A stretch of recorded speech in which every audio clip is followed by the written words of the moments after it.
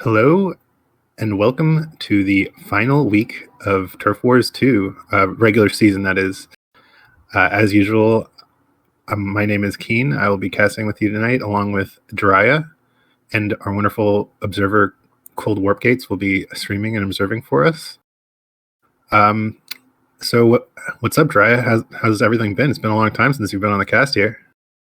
Hey man, happy to be here. Thanks for the invite. Yeah, it's been a it's been a minute. I can't remember the last time I did the first cast of Turf Wars, but I've been watching and participating as an observer and have seen some really, really good games. So very excited to be back here and joining you for this segment. So looking forward to it and yeah, thanks.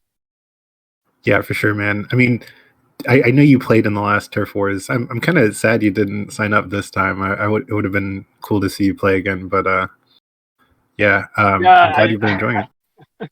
Yeah, to be honest, not to kind of go back in time here, but my last showing in Turf Wars is not the best one, but uh, Dragon is still in this thing and looking forward to seeing how, with him being my previous captain, I feel like I let him down, so I'm secretly rooting for him along with a few other people, but yeah, a lot of good competitive games. That's something that I've noticed as an observer this season, and just the quality of games and just the increased level of skill uh, is something that I've easily was made apparent to me. So yeah, looking forward to the games and seeing continued high level plays. Yeah, definitely, definitely. I mean, it is the final week of the normal season, as I mentioned. So I feel like I think the teams are pretty much set in place right now. So this is just a bit of a formality, but we still have some sick games tonight. We're going to be seeing Cross against Scarlet, which is always a good match as far as I'm concerned. Whip against Machine. Whip is another up and coming Terran, one of the few Terrans around in North America, against Machine, who's like a big up and coming Zerg. So I'm psyched to see that. But yeah, just as usual, a lot of sick games. And I believe you're on this card as well. Yeah, I am. Uh, I was struggling to find casters this week, so I actually pre-played so I could cast myself. Yeah. But I'm very it'll be easy for me. I'll be very natural. It won't be weird at all casting my own play. Trust me. Yeah, I'm really excited about this first one, Cross and Scarlet. That's definitely going to be a making of a good Yeah, for sure. And it's on a new ASL map too. I don't know if you've caught any of the recent ASL games, but on Hidden Track, which as far as I'm concerned is like one of the most standard maps around. A lot of the other is that like the new standard, like most balanced map well, I mean, it's not like a fighting spirit level thing where it's like super widely played, because Blizzard still hasn't updated our ladder, even though people were claiming that it was overdue. What's up with that? What's the latest on that? Do you know anything? Like, I feel like I have no idea, man. I mean, months of the same. we the StarCraft community is very resilient, right? So we will have to. Like they forgot We're about used to doing things ourselves and not waiting for Blizzard to help us. And Yeah, that's kind of what Rogues Gallery is, right? Like the show must continue. yeah, exactly. But hopefully eventually they'll get their stuff together and finally update the ladder map pool. I would be glad to not have to just dump a veto onto Plasma automatically, but yeah, we'll have to see. But yeah, I do think like some of the newer maps too, like Ascension, Yep, Ultimate yep, Stream are yep. more favored for like Zerg or Protoss, but Hidden Track I think is fairly balanced. Got it. So it's of the newer ones, it's like the more balanced. Yeah, for sure. Yeah. But yeah, like I don't know. I feel like Scarlet against Crossy, it's like honestly like a 50-50 matchup. I mean, Do Scarlet they has have just any been. historical stats? Do they have any history together? I don't I haven't actually recall. checked. I haven't actually checked the wiki. I do know they've played in Turf Wars, but I know they practice a lot too, and I think they go kind of like 50-50. I know when Scarlet first started coming back onto the scene a couple months ago, she was just like crushing Crossy, but I think Crossy might have started kind of getting a more of a read on her and going a little bit more even. But we'll have to see how it goes tonight.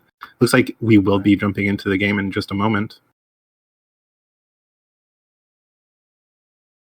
Unfortunately, we will be casting from a replay tonight because these two had to pre-play this week. Got it.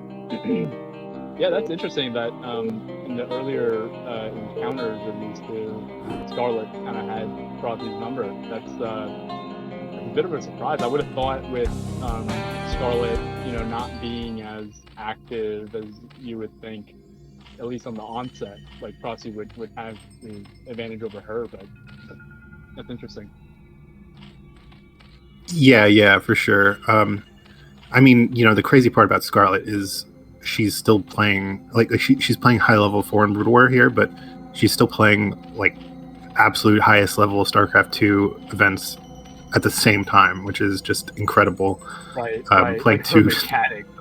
two games at once at like a super high level. But yeah, we will have our blue Protoss Scarlet here in the bottom right and our purple Zerg Crossy in the bottom left. So I mean, right off the bat, Crossy's at a little bit of a disadvantage because his Overlord Scout is actually he's scouting. He should be scouting Scarlet first, right? I'm wondering if he's going to be doing a little bit of like a tricky 9-pool or something and try to like hide his Overlord as long as he can. I think you're right. I think it's kind of predictable, right, to go that path, and probes can see that. Let's see if Charlotte's probe does go 6. It doesn't. I guess it's kind of like a mind playing when you're opening 9-pool, but unfortunately Scarlet is actually going to be scouting in Crossy's direction with her first scout. So this is actually very, very good for Scarlet to be able to do this. And it looks like there's a 9-gate open, so she should be properly prepared to deal with the early the lings that Crossy's going for. Yeah, absolutely. And she doesn't even reveal that she scouted. She sees the creep and she immediately goes right back to the natural. So basically everything is in her favor right now. It was a mind game from Crossy, but it completely failed. Right. Kind of unlucky. And this probe is going to be super annoying. Whenever I go 9-pool and they still delay my hatchery like this, it's just like adding insult upon injury. And the pylon goes down. Does that? I don't think that actually blocks anything. It's gotta. I think it just touches the. Wow, that's crazy. Part. Yeah. It looked like it was like right underneath where the hatchery would go, right? Mm-hmm. But I guess Crossy wouldn't have bothered killing it if it didn't. Oh, no doubt. Yeah, I don't. It definitely had blocked. It must have. Yeah, for sure. But so Scarlet has a pretty sizable advantage right now. She's going to cannon, I think, before even adding a Nexus, which is very, very safe. I don't know. What do you think about that? Delaying this third instead of adding the Nexus right away? Right, and in turn, she was able to lock the hatchery, or at least delay it. It looks like Crotty just planted his third just now. So that little split second of her not seeing the front, if Crotty did make his seventh and eighth ling, she's just playing a little bit passive, but yeah, I mean, she's in such a good spot here.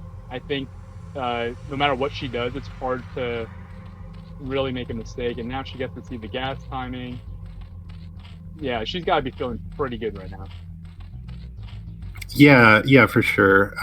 So she actually did throw down the Nexus before cannon, which I think is definitely the right decision because she went up to 3 zealots. She has that 4 zealots. Sorry, she has the wall, and so she's just applying a little bit of pressure with these zealots. But yeah, I don't know. Her tech is quite late. It was a little delayed because she kept delaying Crossy's third with the pylon. She dropped at least 2 pylons, I think, to delay hatcheries. Mm-hmm. So I don't know. Do you feel like she's? From what I've watched with Scarlet's PvZ, she loves making these zealots, right? And it's something that maybe is a carryover from SE2. To be honest, I don't know too much about SE2, but I've noticed that she does go heavy on zealots, and she's so good that looks like Cross is gonna do a little surround here. Pretty even, nice exchange, good micro from Crossy. Probe gets the kill as well. Excellent micro from Scarlet as well, though, and being able to save those 2 zealots with this reinforcement is actually huge. Right. Forcing even more lanes out from Crossy when his economy is already delayed from that 9 pool. It's pretty sick, honestly. Yeah, this is what I'm talking about. This early zealot pressure, it seems to be kind of like her trademark, and it's sneaky. It's almost sneaky.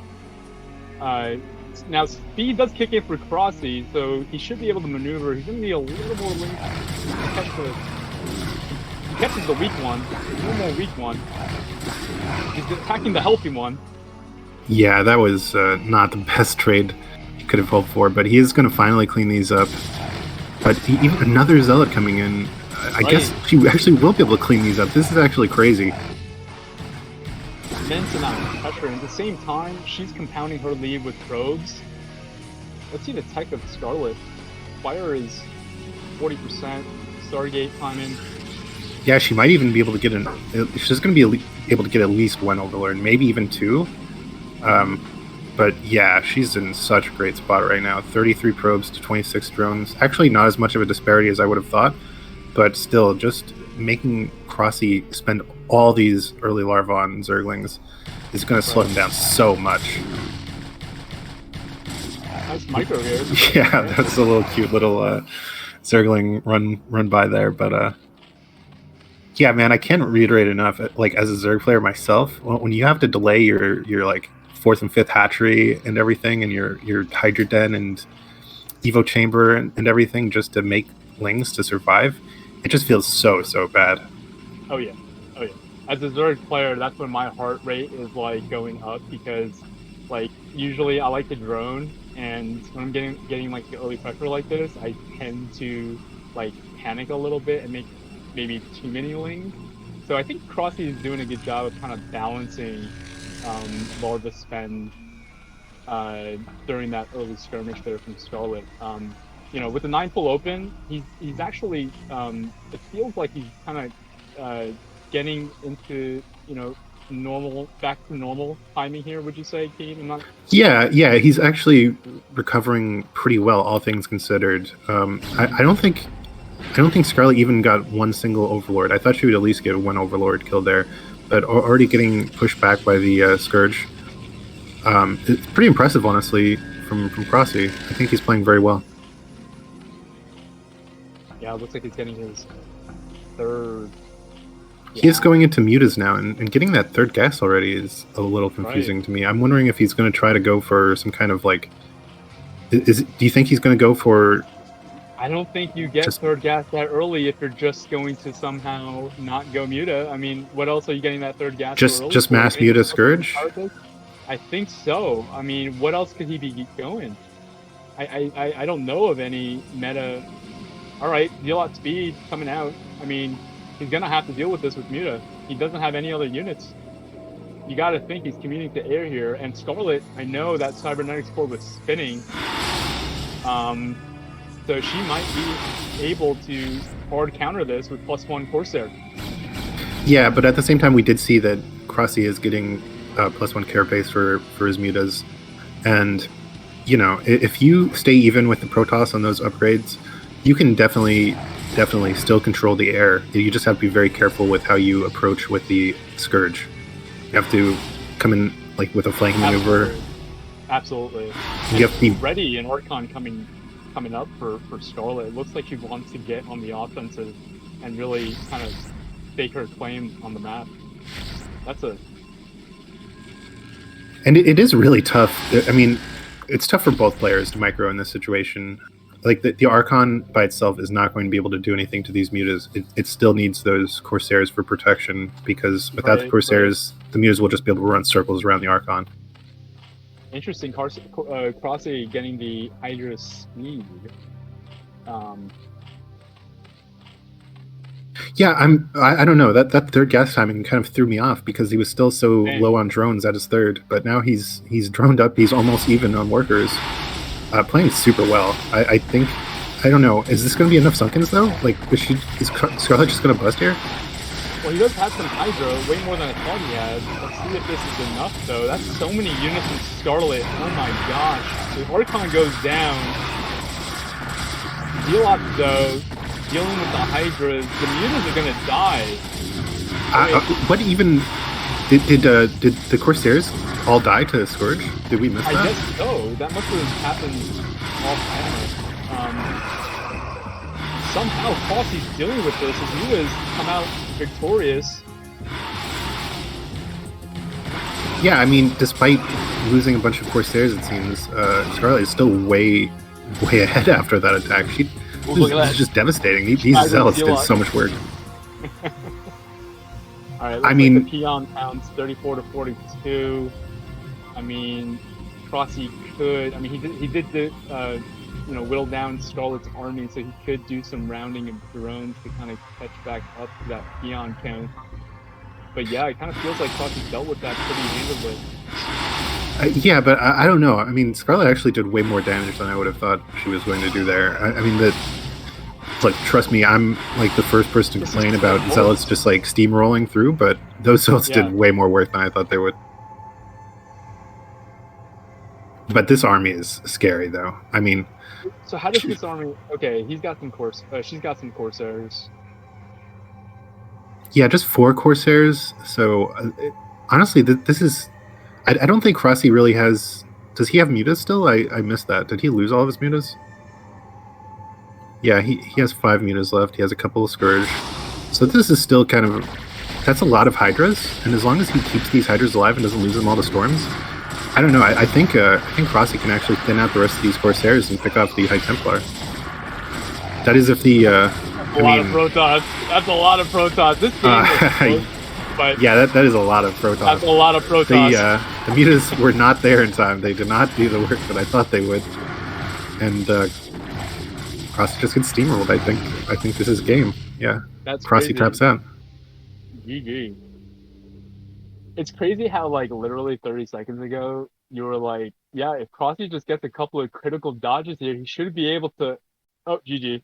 I mean, I don't know. Was I just completely off base? I felt like Crossy, if he just had his like mutas in a better place and a couple more sets of Scourge, he could have just shut down that army and killed all the High Templar, and he would have been totally fine. Yeah, you have a point there. I mean, it definitely looked close. I feel like Crossy though, with the early third cast, I don't know. I mean, we both felt like that was kind of weird, and I almost wish he committed to air, and even went to like +2 carapace and really committed like combat Archon Corsair with just pure muta with Sunken. Like I almost wish he did that instead, to kind of do, half-ass, Muta into half-ass kind of Hydra with the early gas. It just felt a little bit off. I don't know. Yeah, no, I totally agree. I was definitely thrown off by that early third gas. Maybe Crossy, I mean, he definitely knows the matchup better than I do, but it just felt like it was going to lead to an imbalance in his economy a little bit there. Yeah, for sure. I thought he was going to go heavier on mutas. I don't know, man. It's just strange to me. Yeah. If he at least kept up Scourge production and really made sure that the Corsairs were not going to ever be an issue again, I don't think I just don't think Scarlet would have been able to cross the map with 4 slow high Templar like that. Totally. It was like very tight windows of missed opportunity for Crossy for Scarlet to take the advantage there. But that's what you get when you get 2 very high level players playing, a PVZ. Yeah, man. I mean, Brood War is a game that's always kind of played on a knife's edge. One small mistake and you're just completely screwed. That's part of what makes it amazing, right? Because there's just so much variation. Every once in a while on Team Liquid and stuff, you see people post about how Brood War is a figured out game or whatever, which is just laughable to me because every game still looks so different. That's comical. Yeah. But I've been playing this game for 18 years. I'm still trying to figure it out. yeah, exactly. I mean, anyone who thinks they really know Brood War is just fooling themselves. Even pro gamers don't have it all figured out, man. Plebs, bro. They're just plebs. But we will be getting into our second game shortly. We will be another pre-played game replay of Whip against Machine. I'm really interested to see how this game turns out. So Whip is kind of like the gatekeeper, at least in Jaeyun's tournament thing. Yeah. He's the gatekeeper for just the lowest level of apparently being considered good. And so we'll have to see if Machine can kill the gatekeeper and launch himself into good status here. We have Machine as our yellow Zerg in the 12 o'clock position, and Whip our brown Terran in bottom right. I do know that Whip has had some sort of lackluster showings thus far in Turf Wars, and I think he's been practicing pretty hard to try and, turn the tides more into his favor and kind of redeem himself a little bit. I mean, he had the one game against Hawk earlier this season where he had 5 bases and only 4 factories, so eventually he just got overwhelmed. Then he had a game against Striker where he was stuck on 92 supply for about 2 or 3 minutes straight. Right. So we'll have to see if he can redeem himself a little bit. Yeah, and I actually know Whip a little bit. He's one of the many players that when I did participate in Turf Wars, whipped my ass. So I know he's a good player, but I feel like he's played some really good, talented players of recent in this structure. It's almost a little bit of variance, but it's tough competition in Rogue Gallery. He is a bit of a newer player at the competitive level in North American and foreign scene in general. So I'm wondering if it's just a little bit of nerve issues because he is very, very talented. He hits S rank regularly. He played some amazing games in the first Rogue City Rumble that we hosted last year. Which, by the way, if you're interested, we will be hosting another one after this Turf Wars event. And we are running a donation fundraiser right now, so if you like our events, please consider donating. But yeah, I mean, he's shown some amazing games. He has a really unique play style as well, very aggressive, just non-stop attacking. So yeah, I would really like to see him continue to improve and play better. But we are seeing is it 9-pull speed by Machine, or am I misinterpreting this? I was kind of going off on a tangent there. No, this is standard. It looks like it's a standard 12 hat 2 gas from Machine, aka nicest man in Brood War, by the way, and one of the best observers. Okay, yeah, it just seemed like a strangely quick pool to me, but yeah, it's my bad. But yeah, Maybe dude, Machine is the early gas. Machine is Gas. definitely one of the nicest guys around. Almost like unnaturally nice. Like, how can you be that nice? Yeah, I don't know what I was thinking. It is just a regular lair timing. So Ascension. This is what would you say is the race favorite? Is this a balanced map for ZVT or TVZ? Honestly, I don't think I've seen too many ZVTs on Ascension, especially in our event, because as you know, Terrans are just such a rarity in the North American scene, so it's been almost only ZVPs that I've seen. This bunker is a little late. I think Whip might be in trouble if he doesn't bring some SUVs out here. He'll be in trouble if Links can get to the left side of that wall there. If there isn't a hole, he should be okay. Yep. Oh, nice. Wow. Actually, a crazy block. Yeah, you can kind of tell. So I played Terran Troopers too. That wall, as long as that Marine in the middle of the bunker in the depot is the only hole, then the Lings really just have to, like, they have to loop around the bunker to get to the Marines, and that's a lot of surface area that it has to cover. So, yeah, he blocked that with the SUV and really did a really good job. I'm actually shocked because that looks like a perfect attack from Machine. He went up to the 6 Lings to punish a little bit of greed from Whip, and man, that didn't even look like it was intentional by Whip. It was just the SUV making the bunker that just like inadvertently blocked the Lings. But yeah, I mean, I'm sure it was planned. I mean, he separated the Marines perfectly. He definitely planned it. Damn, that was nuts. I just wasn't sure if the left side was a potential hole as well. Now, he has speed. This attack is actually going to negate the... Unless... Pulls the drones. Nice micro from Machine. Yeah, I don't know about that from Whip. Yeah. Whip is nuts. What is this? Like, I've never seen this before. I think I've been watching too much Artosis, because Artosis does not do this. No, I mean... He is putting some economic pressure. He got one drone and he's forcing some Lings out. This is great pressure for him to be able to push the drones away from the net like this, forcing Lings. I mean, he got a drone as well. He did lose, 5 or 6 Marines. But I feel like that was totally worth it. It kind of threw him off guard, got him off his drone cycle. Does he even have an eBay finish though?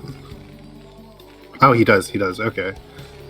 Yeah, so he is going to be low on Marines for a while, but he should get turrets up in time to deal with these mutas from Machine.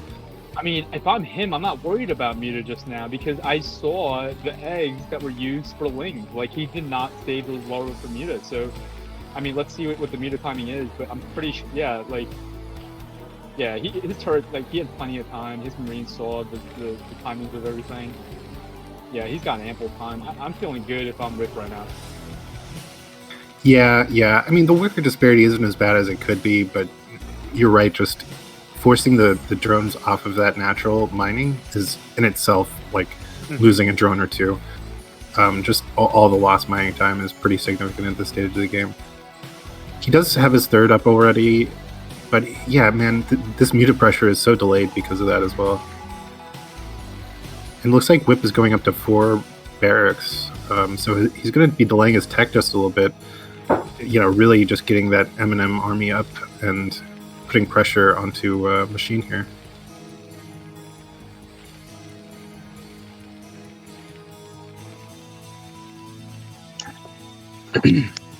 Testing.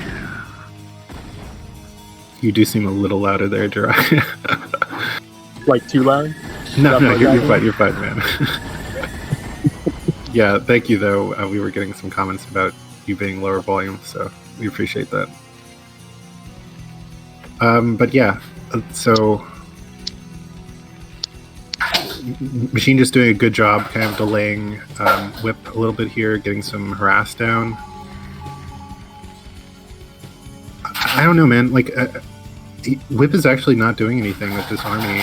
I don't know how delayed his academy was, or if he has range already or not. It does look like he's going to be starting to angle out here to put some pressure on Machine now, which is very good. I'm starting to think this actually is a really tough position for Terran, because the ridge outside of that natural is so good for delaying Marine medic movement and just like sniping Marines as they try to move out. Right.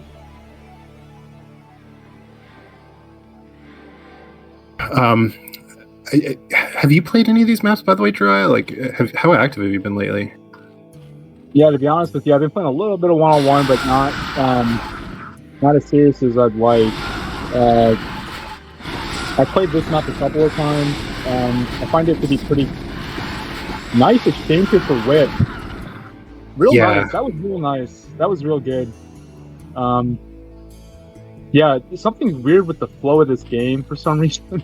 Like, it feels like whip doesn't have as big of an army. I know he's got another second. Okay, he's combining his ball here. Okay, so +1 should be done for the Marines at this point. Yep. Yeah. So, lurkers are done. No, I agree with you, though. I feel like whip should be having like a greater advantage than he actually does have here. I don't know if there was like a missed macro cycle. I mean, his resources are low. He has a significant worker advantage, but he just hasn't been able to get out and really do anything yet. Like he's had good trades with these mutas, but I feel like he's being delayed a little too much here. Like he's just playing a little too scared, which is right. As we were discussing, kind of like uncharacteristic for him. Oh, this is a nice catch. Machine caught sleeping a little bit there. Yeah, I mean, it's insanely hard to be babysitting your mutas all the time while also getting your base up. But this is one thing that Whip does really well. It is going to get shut down by these lurkers, I think, but he always just breaks off small groups of Marines to put pressure onto the... This is so annoying. I feel like Whip's trolling him with these 4 Marine no medic attacks. But it's like the only picture he's actually done. It's like 4 Marines no medics. Yeah, it's really annoying though. Like it does force it's like you don't to react. Like, but at the same time, like he's wasting this time breaking those 4 Marines off. And look at his macro. It's like it's kind of lagging behind now. Right. I mean, he's still almost out of position. He's gonna try to snipe this hatchery. If he gets this hatchery, this is actually a really sick diversion with 4 Marines with no medics. That's gonna have to be a signature play. What a play for Whip. That is impressive. Yeah, that's crazy. I actually can't believe he got that. Getting these lurkers too. Oh my god, that's just adding insult to injury. Oh my god, he didn't kill it. It's 1 hit away. He's like, I don't know, man. 35 supply up. Right. And yeah, you gotta. It feels bad if you're Machine right now. You were sitting pretty. You were teching up the hide. You were punching your defilers mound down, and those 4 Marines, dude. It just caused him to misposition his lurkers for that counter that was just in position to get that hatchery, just out of range of the lurkers. I mean, can't time that any better than Whip just did there. Yeah. This is definitely a really awkward position for Machine, but at the same time, like. Does Whip have any vessels out right now? I mean, looks like there are 2 vessels coming. But, I mean, Machine is onto Hive Tech now. He should be able to get the 3rd well-saturated, like, right when those hatcheries finish rebuilding. I don't know. I mean, Machine is definitely in an awkward position, but I don't think the game is quite over yet. Especially if he can start clearing out those vessels... Because that's really Terran's win condition, is getting like a critical amount of vessels, right? And I feel like 2 vessels at 12 minutes is not what you want to be having. But oh man, if he can kill that 3, if he can kill that 3rd base again, though, this is, I think, over. There's nothing there. No lurkers. Oh, this is unfortunate. Oh my god. You know, I'm starting to think that Whip has like some sort of majestic thing. Okay, lurkers coming in position, but nice arc from Whip here. Wow, that was an insane arc. Yeah, I'm actually surprised the lurkers did as much as they did.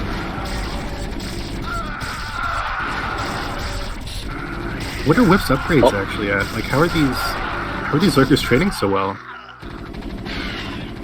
Ooh. Hold on. Okay, 1-1 Marines. curious, where are the defilers?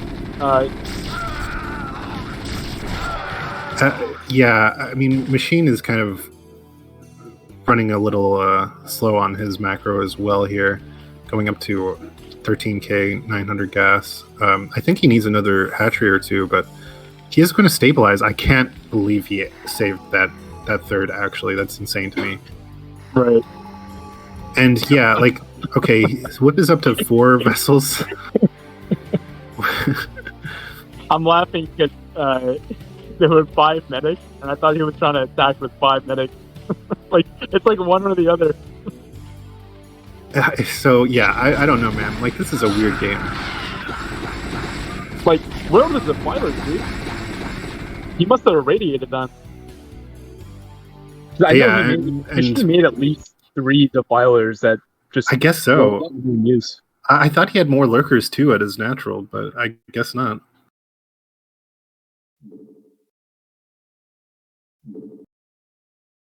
So yeah, we'll be tied 1-1 now.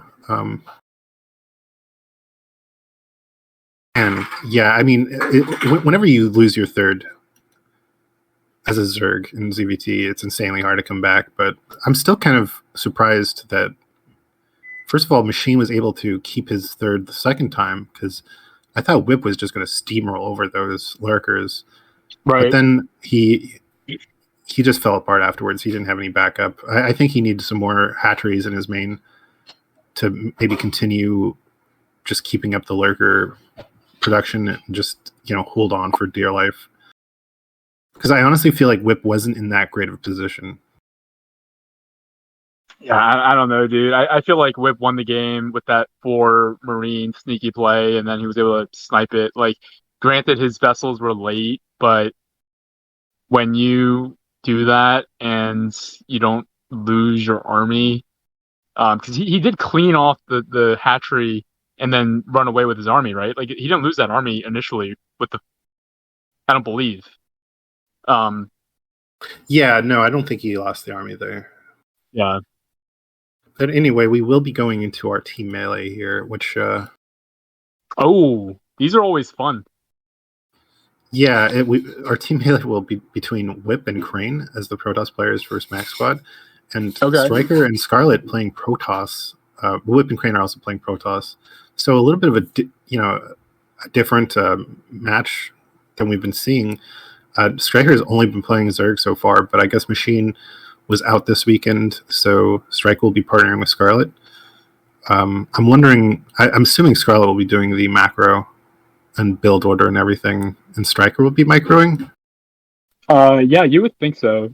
I do know when Hawk and TT1 teamed up as Protoss, that was a disaster because TT1 was making so many units that like Hawk was not used to like controlling all that, so you would like throw all these zealots into like lurkers, and like it was just not pretty. So I'm very curious how this is going to play out. Because I don't know if Striker plays any Protoss like in his spare time.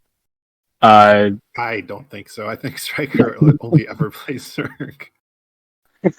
But Zerg with 1A, 2A, 3A, Sauron style, it does translate well into Protoss, 1A, 2A, 3A style. So you never know. Hawk is more of like a tactician.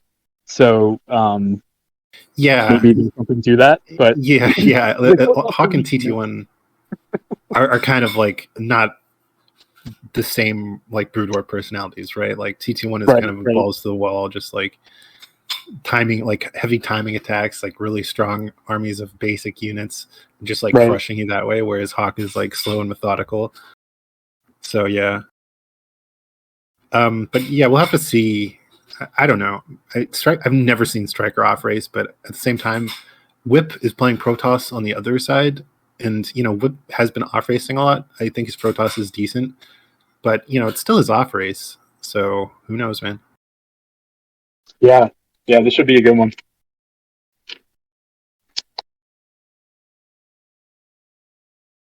But it's always interesting to see how these team melee matches play out in general. I think we're just waiting for Scarlet and Striker to join. Okay.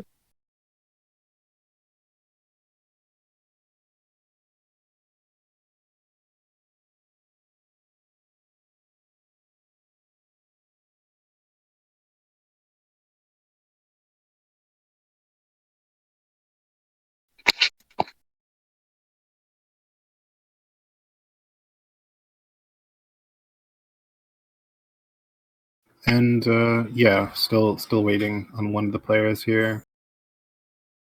Yeah, I don't know, man. Protoss versus Protoss, like mirror mashups. I don't know. Maybe PvP in Team Melee. We have seen some PvPs already in Team Melee, and they've been sort of interesting. But I think mostly they boil down to like build order wins. I feel kind of awkward about it because I feel like non-mirrors are really interesting in Team Melee, but mirrors are just like. Can you imagine a ZVZ in Team Melee? I mean, Yeah, you just have one person on lanes. I think we have seen. I think Jaeyoon and Crossy play a ZVZ where Jaeyoon just completely shut down the other team with better lane micro. right. But yeah, not the most ideal. But I'm not. Yeah, I I'm not totally a agree huge with fan you. of. I'm not a huge fan of mirrors even in 1v1. I'll be Same. honest. Same.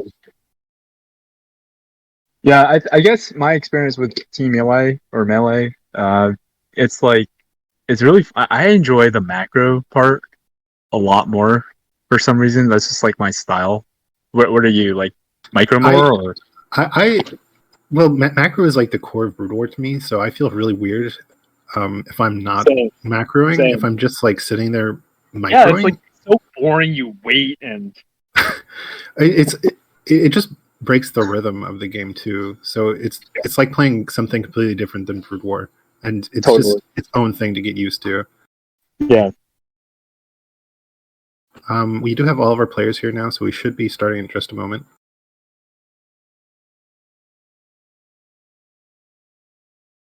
But yeah, like I just can't focus when I'm on micro. Maybe I should play more Team Micro Arena or whatever, or Team Micro Tourney. No, it's like flow too. You know, like can we tell who's macro or micro right now by like their position? No, we can't tell by their positions. This isn't Macro Micro, the UMS. But we will have our team scarves, I think. Wow, these colors though. I guess that's team Smack Squad in the top right. Yep. and team scarves in the bottom. Dude, they're both gray. What is this? Is it me? Like on the minimap, they look exactly the same. Yeah, they are very. What are these similar. colors? These colors are so washed out. Can we get a control tab? What are the keys to make it like different colors? There you go. Perfect. Okay, yeah, there we go. It's two scarves in the bottom left. I was right, but man, they look so similar. Okay, so just by the APM, I guess we can tell. Scarlet and Crane have about 500 APM, and Striker and Whip have about 0 APM. So I think it's safe to say that Scarlet and Crane are the ones who are macroing.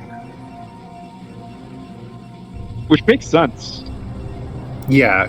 I mean, they know the builds, they play the race. It Yep. just makes sense. Like you'd have to be an epically bad microer to have your Protoss playing partner be like, you know what?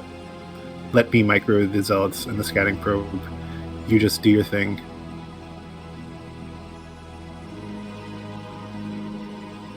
Like even players like TT1 who always talk about how they have a reputation for having like sick macro and not being as much of a micro-based player, but like honestly, man, dude, TT1's micro is insane. I don't know why people always talk about. I guess he plays it up too, but Yeah,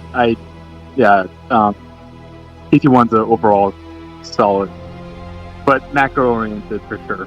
Like his play style, if I had to choose, I would swing that direction. But yeah. Micro is definitely nothing to shy away from. Yeah, I guess it's more like I can't kill him with all-in lane because he's so goddamn good with the Zealots. Like it feels like Bonnet, but I mean, whatever. He needs to be more active. If we're gonna talk about DT1, he needs to be more active. Like do more tournaments. I want to see him in BSL.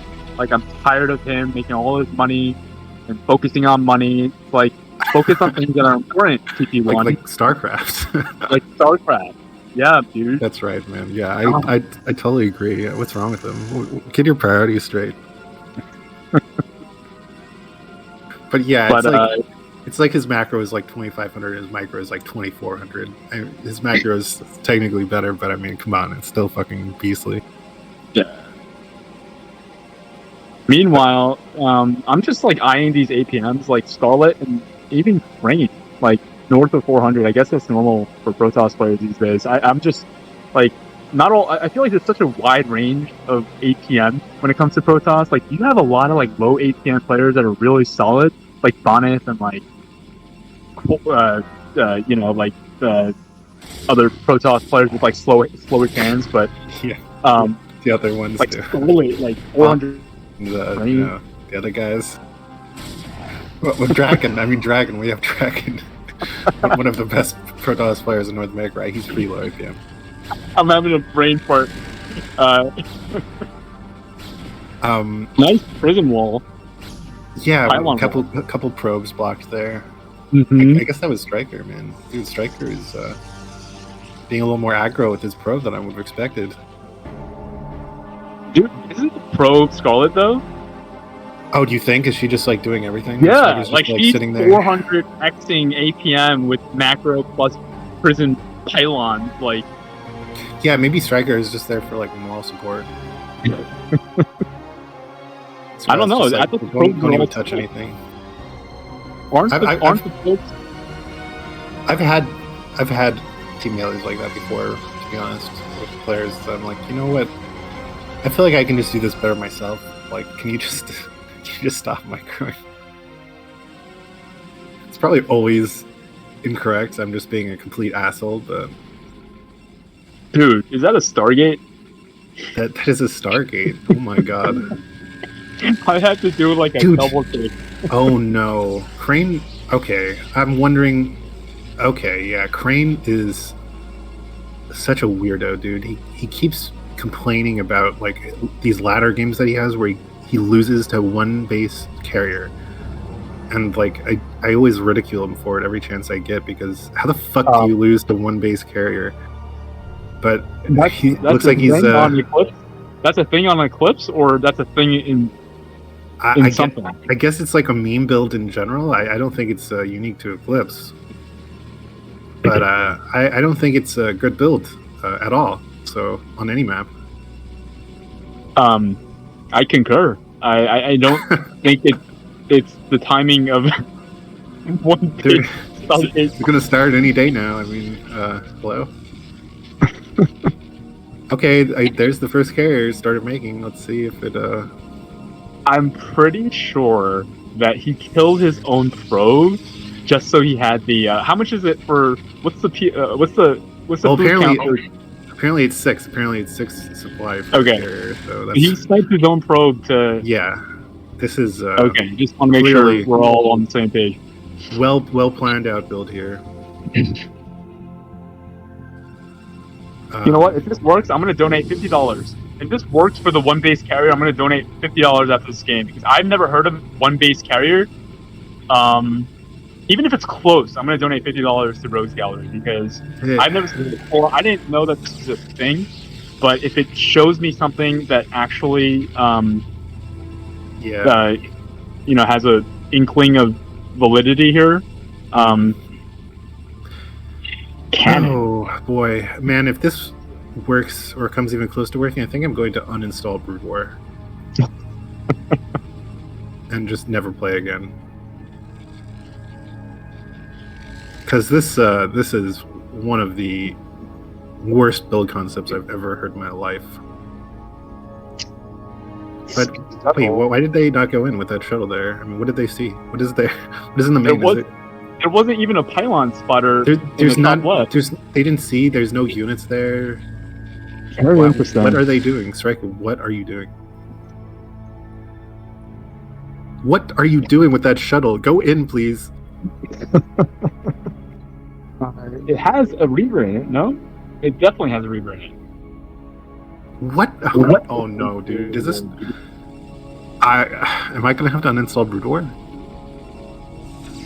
I think I'm gonna have to pay 50 bones if this thing works. They're getting the time that they need. Very interesting. Very interesting. Yeah, that's I'm speechless. I don't know. I guess they think that it's like some kind of 3 gate or something. I don't know. Like what could their tell be here that makes them so apprehensive with their shuttle? I am rooting for this carrier play to pan out.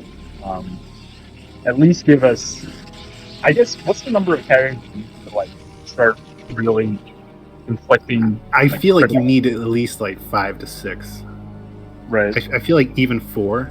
I don't know. I mean, the goon numbers are pretty low, but not low enough for 1 carrier to do anything. Right.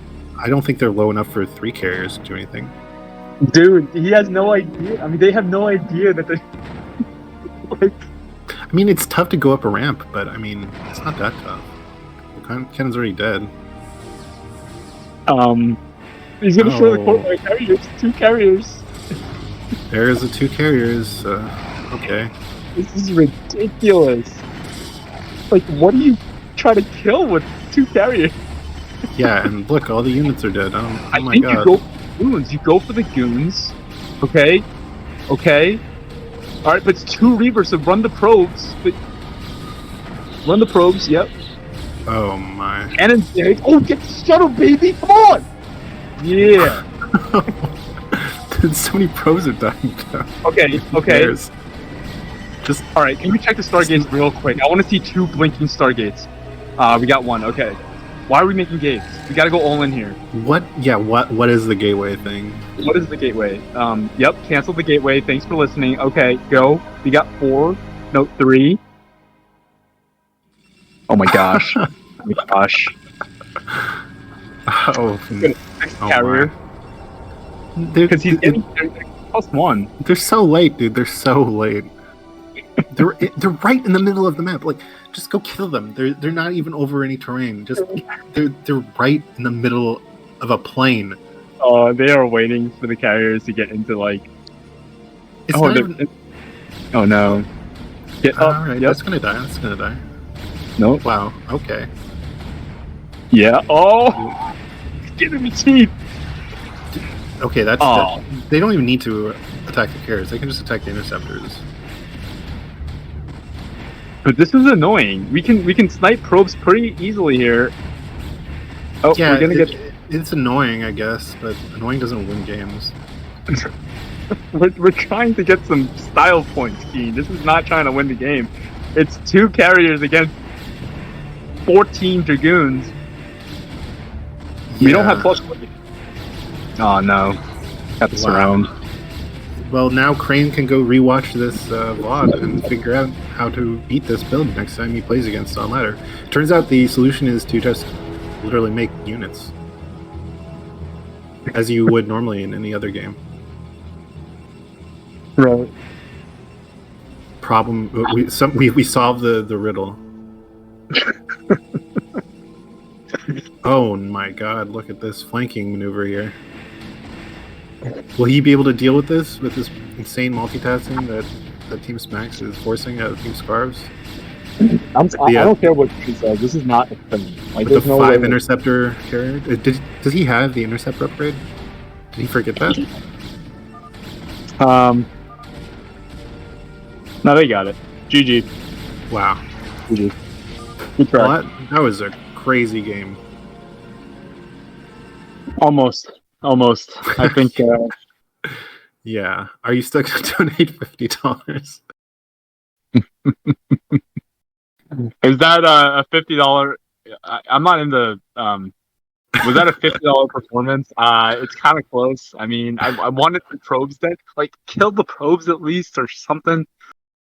I don't know. Yeah.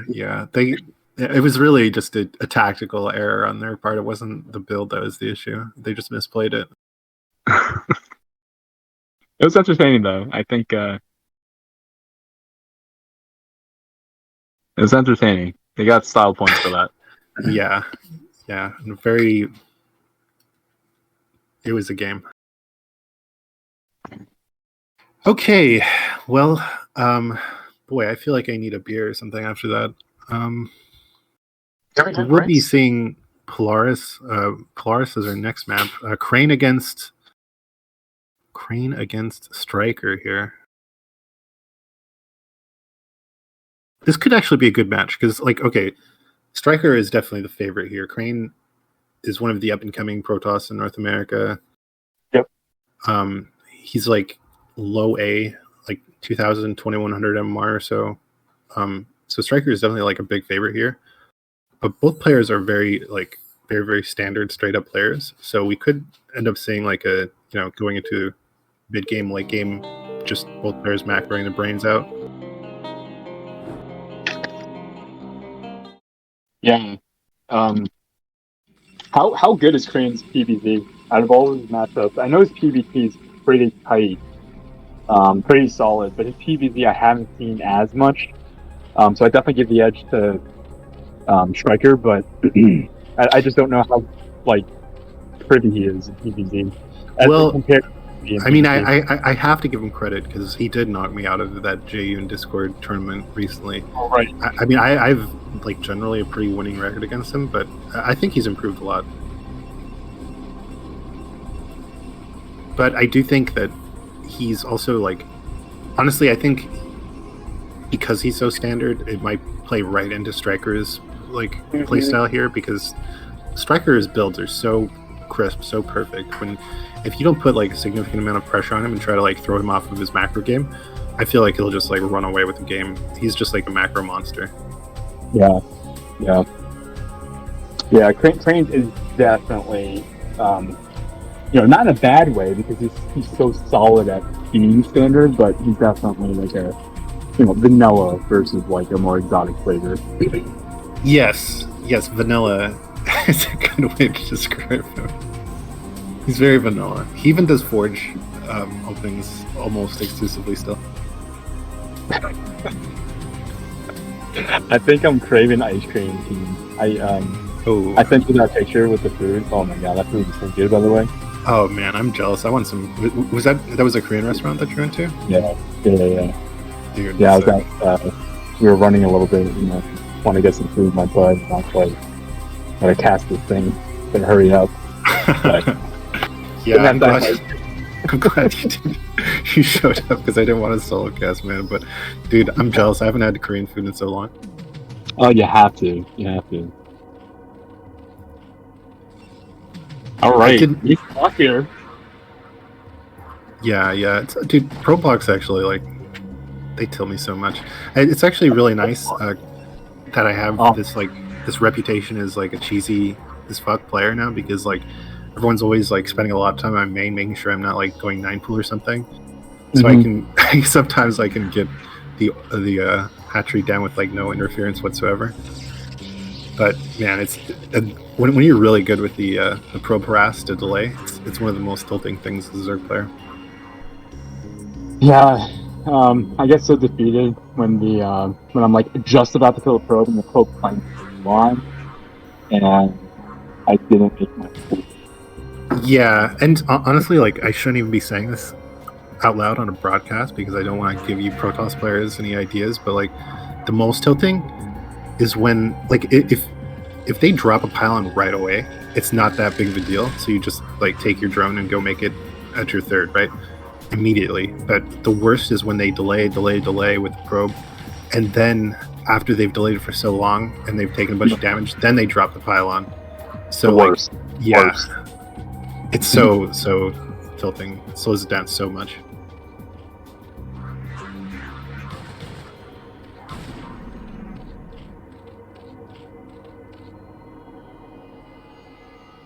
But yeah, otherwise it's a completely standard build so far from both players.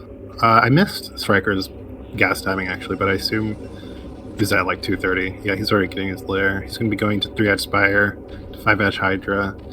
Crane, I think, almost always doesn't even go like Sair DT. He almost always goes for that like +1/+1 Sair Zealot timing push. Right. So probably see him start +1 weapons for Zealots around 4 minutes and 30 seconds.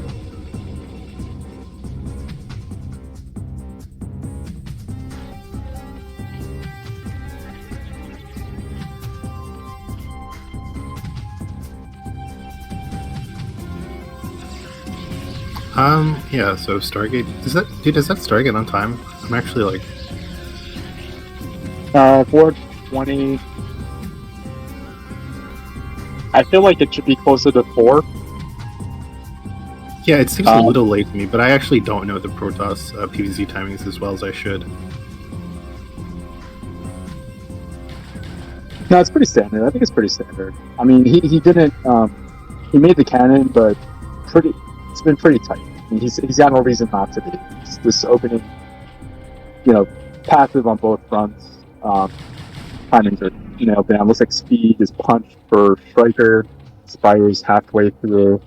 That Stargate's going to be up pretty soon, and that Spire will hit like 60. Yeah, it's already done. Yeah, that's pretty standard. Okay, yeah. I was just imagining things. I don't know. I was actually kind of surprised that Crane kept his scouting probe out there for so long. Like, at a certain point, you just know you're going to lose it, so you might as well just turn tail and run back to your base to get a little bit of a economic boost. But I guess he is just that conservative, very vanilla. Dude, is vanilla vanilla is what reminds you of ice cream? Is vanilla your favorite flavor? No, I don't like vanilla. I actually like chocolate. I am a chocolate lover. Yeah. But if Striker had a flavor, he would be kimchi because he's spicy. He's very good. Dude, there probably is a kimchi flavor somewhere. I want to try kimchi ice cream actually. Dude, you like weird. You like weird types of food. I mean, you like a lot. We have same commonalities with food, but you were talking about some weird stuff today in the chat. I was like, let's. What do you mean? What are you talking about? Asking about pressure cookers? That's not weird, dude. Just get shredded chicken, dude. Shredded chicken, nice salsa. You can salsa with it. What the hell are you talking about? I was just asking about Instant Pot, man. I'm not talking about anything weird here. No, whatever. Yeah, Muta's out. Yeah, Muta's. I mean, +1. Okay. Did 2 Corsairs, third one coming out, so should be able to deal with this with the insurance cannons in the natural as well as the main. It's going to delay his leg timing, I guess, but he's got the gas. He's got ample gas, 500 saved up. He's got +1 going, so he should be able to deal with this. It's, I think, a matter of transition. Knowing Striker is going to have a lot of Hydra behind this. Let's see if he commits to air. Probably not, but 4 Corsair should be enough to deal with this. Yeah, I'm surprised he was so bold with those Corsairs, because before you have 5, you're still vulnerable to the Scourge. When you have 5 with +1 weapons, then you can start killing the Scourge before they even reach your Corsairs. But right. I mean, nonetheless, he didn't take any casualties there. Just poking out just a little bit. Yeah. Overall, I mean, very standard stuff. I think not really too many. No mistakes that I can. These are insurance cannons that were made, but in turn, Striker made insurance Stunkins. So right now, I would say the game is pretty up in the air. You can't give it either way. It looks like Striker is getting up to his, 6 hatcheries. They should be following this up with some Hydralisks. Yeah, I mean, he should be droning up a little more too. I feel like he's a little light on drones in his third and his main. But going mutas like that does buy you a lot of time to drone up before you can. It takes a little while for your Hydra upgrades to kick in. That was amazing. Ouch. Two Stairs. So, everything I just said is going to be compounded even more. Right. Crane has to make an Archon. He lost those stairs, so he has to really be careful. Because if he makes one misstep, Striker has the air control. He's going to be able to dictate the flow of this game from now on. Right. And that is a pretty small army. Six Zealots and 1 Archon. Yeah. Delayed by the Ling too. I mean, yeah, this is not going to do anything. Crane is actually in this spot. I almost prefer I don't know. I mean, you're not. He's so it's almost like he doesn't. Okay, there's mutas behind this. Jeez. That is so good. I mean, Yeah. I'm actually surprised that Striker went in to delay at the base with that, but yeah, forcing Right. another Archon out and only losing a couple mutas. Man, he's just gonna start running away with this game. Yeah, like Stryker knew that that Crane did not have like a big army, so he was confident that the Hydras at his third and his natural were enough to deal with any of that pressure. You know, 1 Archon, 5-6 Zealots, like he felt confident to do that with the mutas. And I don't think he made more than 5 mutas this entire sequence here. So for him to be able to, I think he sniped like 3 Corsairs with the it was a nice catch from Striker, get 2 Corsairs. I mean, yeah, the mistakes are starting to pile on for Crane. Forcing Archons when Hydras are being made. He only has 1 High Templar for Storm here, which is not going to be enough to deal with this Hydra counter. Yeah, I mean, they're almost even supply. He has 2 High Templar now, but you're right, that's absolutely not going to be enough. Striker's in a perfect position here. He can do whatever he wants, and what he wants to do is get a 4th base and keep macroing up, which I think is a perfect plan. The one thing about, like, I think Polaris is a pretty good map for Protoss in general, but it kind of sucks because there's no good spots for their 3rd. So, like, 2 base pushes are really strong, but that 2 base timing is already gone for Crane. Right. And he's going to be struggling to get a decent base up here. He's going to be struggling to even think of his natural, honestly. But Striker is kind of... He's a very careful, conservative player in his own right. But he's not going to be lingering there for too long. Yeah, it's almost like if you have a big enough lead, if you get like a nice lurker contain on the 2 base Protoss, like it's really hard to break out of it, I presume, on this map. But yeah, Crane's army is looking a little more sizable. He needs a little more goons, maybe 2 High Templars more. I don't know if lurkers are out just yet for Striker, but this army is one that is going to require some micro on the part of Striker to dodge the storms. Okay, lurkers are out. I don't think observers are out just yet. Okay, observers are out. Let's see what he can get done. He does have, like, what is that, 10 Dragoons? Yeah, that is a very sizable army, but he's going to struggle to actually do anything with it. I mean, this is a pretty small force from Striker, so he can break through here. He's got to do it before reinforcements come. Yeah, okay, that was actually the right move, for sure. Yep. Not playing too scared, not giving too much respect. But still, I don't know, man. I think he's in a really awkward position here. This is actually a really nice angle. This was such a great angle from Striker. Right. It's a really good angle. Oh, those Zealots are getting melted. Yeah, that is not what you want to see as a Protoss player. You really want to have the Zealots behind. But he didn't have time to react. I mean, Striker just went right in, and he had a perfect surround there. Yeah. GG. Crane just taps out, yeah. Well played by Striker. That was like a ZV clinic. If anyone wants to go watch a game and just see how you play a really immaculate standard ZVP, go watch this game. And we have our team Fancy Scarves taking it 3-1. Fancy Scarves getting it done tonight. Looks like we will be taking a short break in between before we start our next series.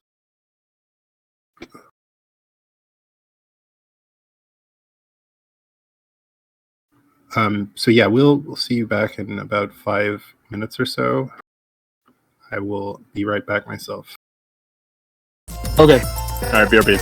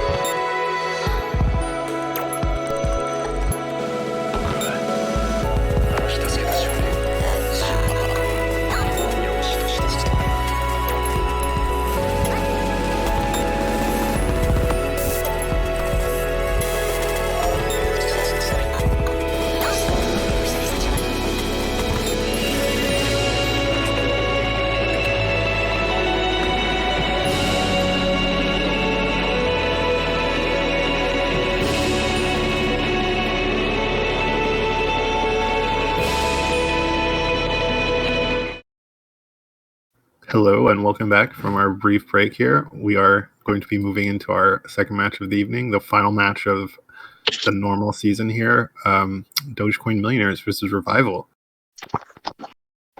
So, you said you've been watching our casts, Jiraiya. How do you feel about these two teams? All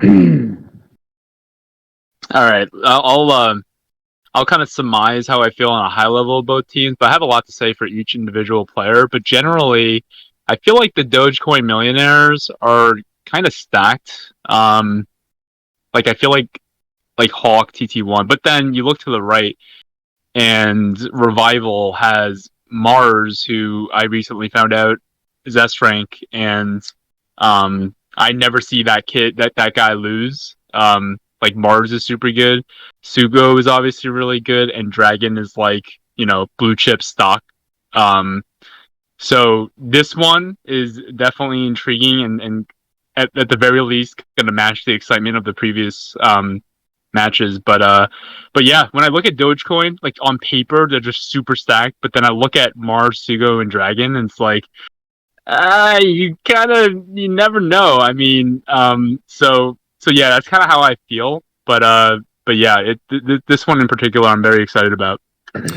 Damn, not giving me a shout out. I see how it is. Okay. All right, man. Well, I will point out here that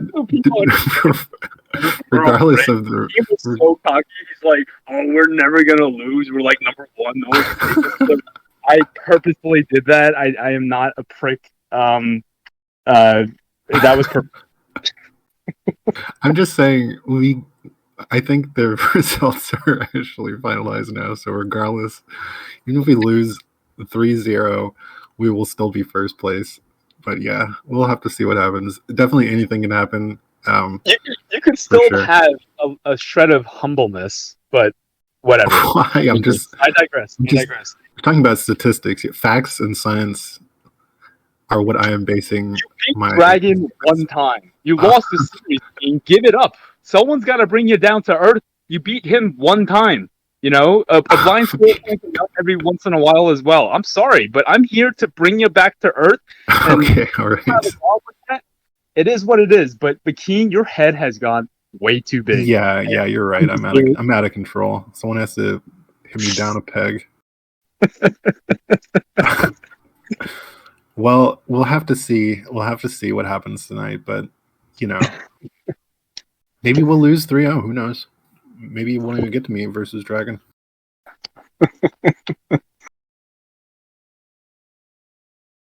All right. Did Mars actually hit S rank? I didn't know that. That's actually crazy. Yeah, Sugo told me that earlier this week. I was like, no shit. But I'm not surprised. The guy is good. He's solid. Wow, he must have improved a lot.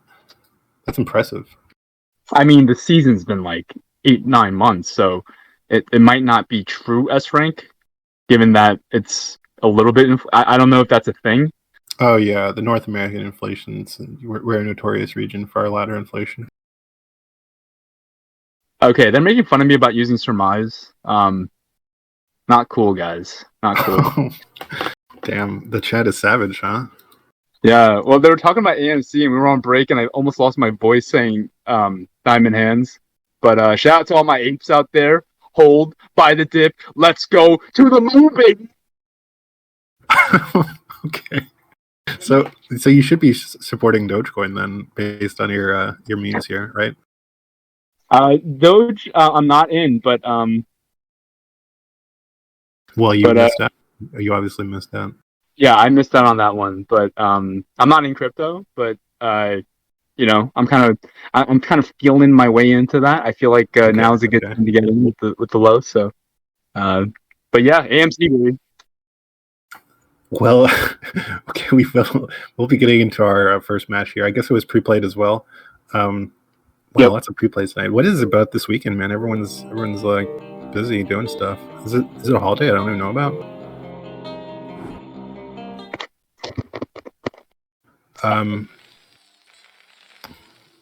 Anyway, we will be having our our magenta S rank Terran Mars in the top right, and our red Zerg Hawk in the bottom right.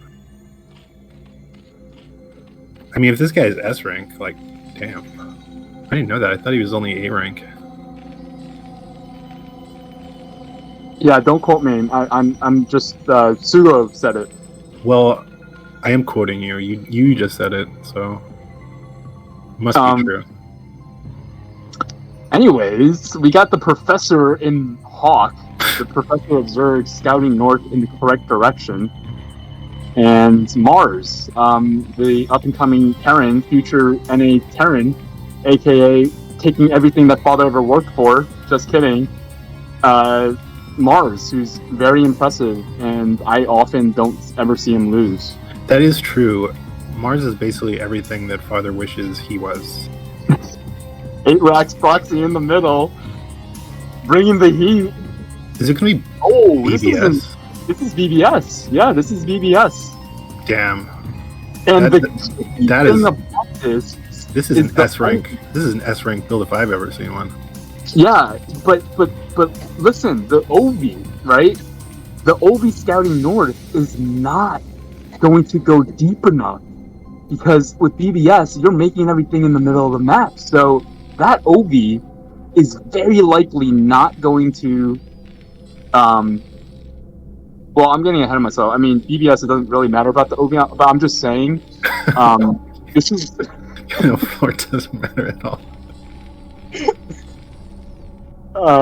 This is going to be interesting. Like, as a Zerg player, Keen, like 12 hatch, standard 12 hatch, against BBS, like, do you ever defend against this? Because I don't. Like 0%. No, you can't hold. It's impossible, basically, unless like the Terran player has a stroke in the middle of the game. Like, there's no way that you can hold the 12 hatchery. You have to sacrifice it and just go like one base lair and go lurker.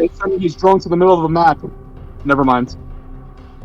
If he should recognize the fact that this will be undefendable. It's a BBS in time once he sees the extra Marines start rolling in, right, and cancel that. And then you just have to go one base Muta or lurker and hope for the best. I think Striker thinks one base lurker is really good, but I think Koreans tend to go for one base Muta against. Dude, why go one base if you're going to defend against this with just pure drones? There's no way that he's losing too much. He's lost like 4 drones already. It's a lot of drones, five drones, 6 drones. I don't know. He's doing a good job cutting these Marines. Is it really that? Yeah, it's bad. It's bad. It's really bad to lose that many drones, and the bunker is still up.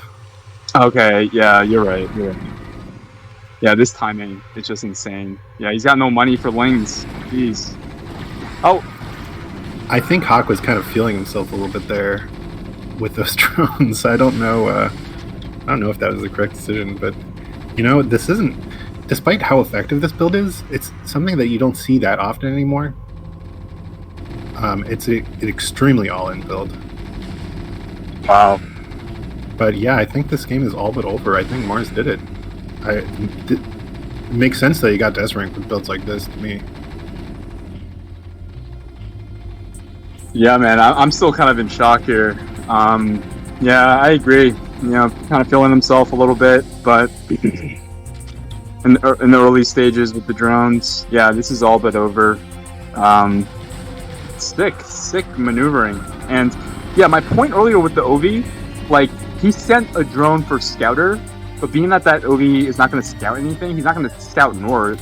Like, but that doesn't make sense. OV's going north anyways. Never mind. Yeah, it's like I understand. I don't know what to do. I don't know what to do. In this spot, I just instant GG, I guess. Like, what do you do at Zerg? Yeah, when you have 3 drones left, you GG, yeah.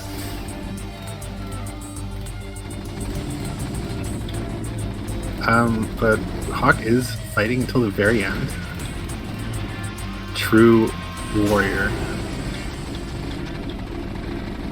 Or maybe he's just in shock that he lost to an S-rank Terran. GG. Hey man, you gotta be on top of things like this. You can't just like assume that it's an 8 racks. Like when you see that many Marines, you gotta realize, like, just cut your losses. PBS is actually like a sick build. If I was Terran, I would do it a hell of a lot more. I honestly don't know why it's not more popular, especially on ladder. Yeah, like how prevalent 12 hatch is. I don't know what the proper response is with 12 hatch. When you 12 hatch against that, like, what do you do? I don't know, like, other than dying and tapping out. Like I said, I think you just have to give it up and go for a light check. Yeah. Like, I think maybe you can try to do what you do against like a proxy 2-gate, where you like cancel it and then go make a proxy hatchery somewhere. But Yeah, right. I'm honestly not even that sure about that. I haven't really played against it myself very much. But Revival of Brood War is up 1-0 now. Maybe somehow they will change the fabric of space-time and somehow knock us out of first place, despite, the stats.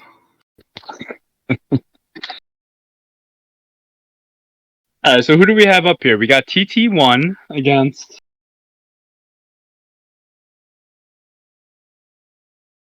TT1 against Sugo on Ascension. Sugo on Ascension. So, honestly, I don't know. I don't know much about either of these players' PvPs. Do you have any ideas as to how this might go? I think it's pretty evenly matched. I think it's going to be one of those games where, it's very tight, like very, like PvP already is a very high variance kind of mirror match where, kind of like ZVZ, like depending on your build order or, the openings, like you can have slight edges, but yeah, I mean, I think 2-gate TT1 likes to open, and maybe Sugo is a little more conventional and goes 1-gate. Because the 3 Zealot timing with 2-gate that TT1 does with the delayed gas, I think he does that, but that guy doesn't play enough, and he certainly doesn't stream enough, so it's kind of like an unknown. And Sugo, he's been playing a little bit more these days, I think, and I've obbed some games with him and Sugo, just some, like training. Not Sugo and Crossy actually, and it's quite competitive. So I know both are not as active as they've been, but pretty sharp. I would think. Yeah, for sure. I do think I've seen Sugo on a lot more recently. I think he's trying to get into it again. But we'll have to see. We have Sugo at our 12 o'clock position as our red Protoss, and we have TT1 as our black Protoss in the bottom right. I think already right off the bat, it's a slight advantage for Sugo, because I think that the 12 o'clock position is advantaged in mining, similar to like Sylphid 12 o'clock. But I don't know how significant it is, especially in like PvP. That's an early probe for TT1. I smell Proxy. Cheesy. Oh, wow. This is dirty, dude. He's going to proxy 2-gate, you think? Or just proxy 1-gate? I guess you have to 2-gate, right? Yeah. You have to. Now, this map, you can't build in the middle of the map, so I don't know if TT1 knows that. Ooh, maybe mistimed a little bit? Or let's see if he actually practiced this. He made a pylon. Huh. That's kind of far, isn't it? I'm gonna wager that TTO did not have much practice on this map and thought that he can build in the middle of the map. I mean, I don't see this being purposeful unless, I mean, if it works, it works. But the pylon timing was super late relative to the amount of probes that he ended up making. But yeah, 2 gates are going to go down. This is going to be a cheese maneuver, and Sugo is going the conventional 1-gate route, I believe. It looks like the gas assimilator is up and running, or on the way. Yeah. So Well, I guess T21 must have practiced at least a little bit, right? Because that actually is the perfect. It's like right in the middle of those two bases. Maybe it's like slightly farther away from the 12 o'clock position, but Is this a one-on-one map? Is this a one-on-one map, Keith? no, it's a 3-player map. It's a 3-player map. Okay. But So you're saying that's an optimal spot for proxy? yeah, I think that's like the only issue was that the probe was slightly delayed. Making Got it. I apologize. I apologize. I'm not as up to date on this map. Oh my god, is he gonna? Oh, he scouts it Whoa. though. That's what I mean. Like, it didn't. I don't think that's an optimal spot.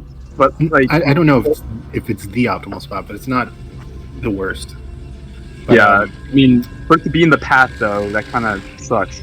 So he scouted. He's gonna place a shield battery down, I assume. Second gate or shield battery. Yep. But he's still in a tough position, right? Because these zealots are just gonna be streaming in.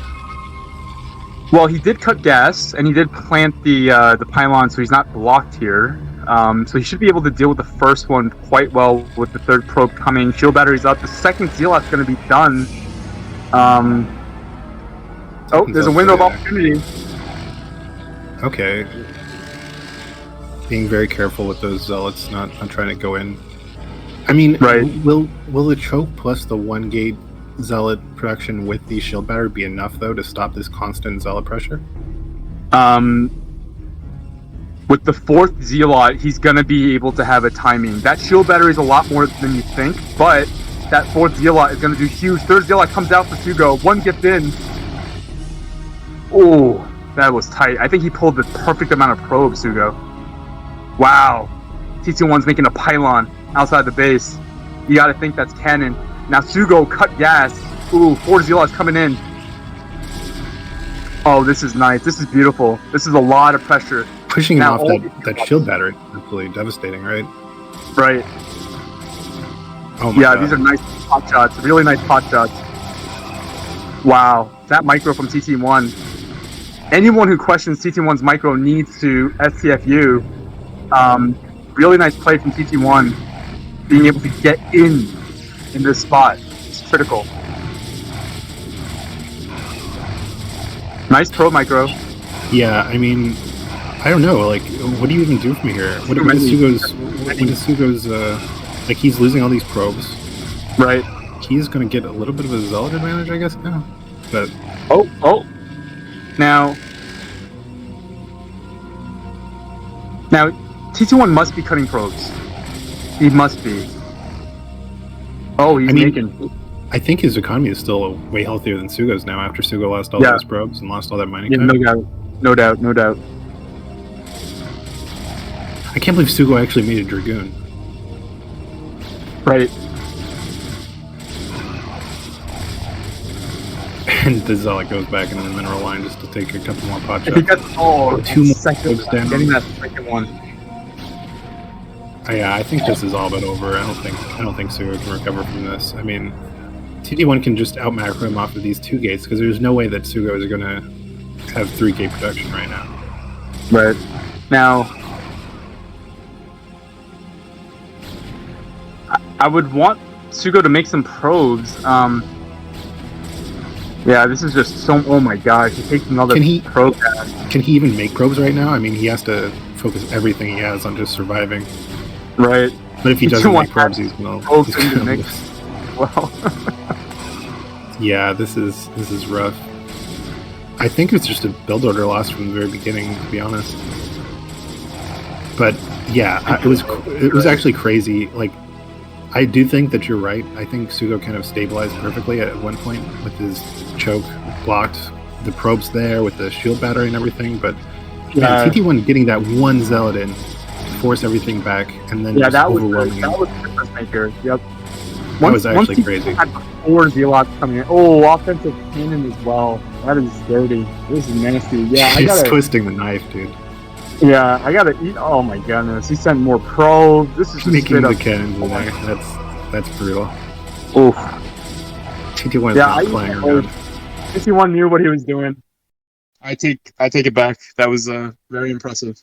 Because really, that shield battery is really effective once you kind of get to that spot where like you're only down a zealot, but in that spot, TT1 had the fourth one, and Sugo had 2 zealots with like 3 pros and the shield battery. So that was just enough to be able to squeeze 1 zealot in, and then the compounding of the zealots pouring in from TT1, it just opened up. He was too thin at that point, and it just rolled from there. Really, it's just a work of art. Just a beautiful proxy. You don't see that every day. Compared to tonight is just the night of proxies. We see the BBS, and then we see the proxy gates, dude. Yeah, maybe this is starting a trend. Yeah, that's right. Double proxies. I hope not, though, because that would be hell to play as Zerg against all these proxies. Please do not copy. You can't do this at home, folks. These builds are too skillful for you. Do not try to make barracks or gateways in the middle of the map.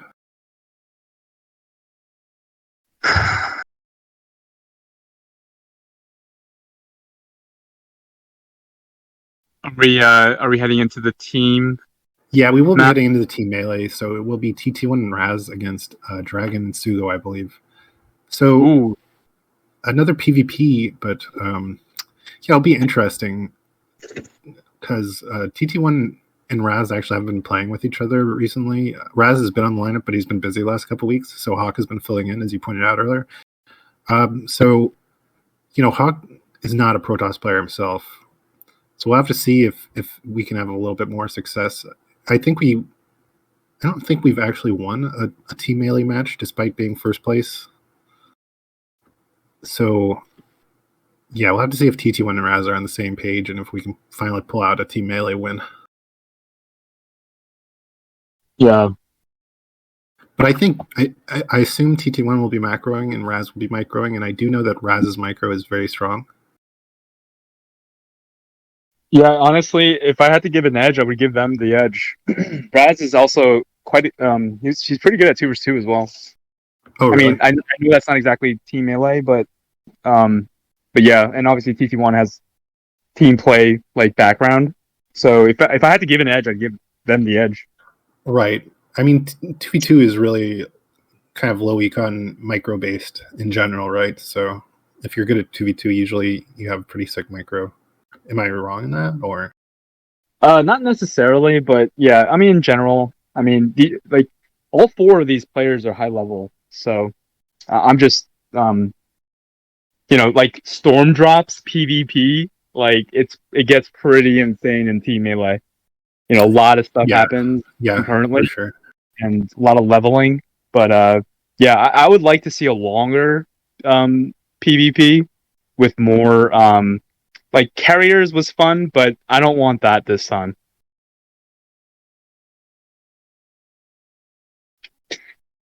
No, yeah, sorry. Yep, dude.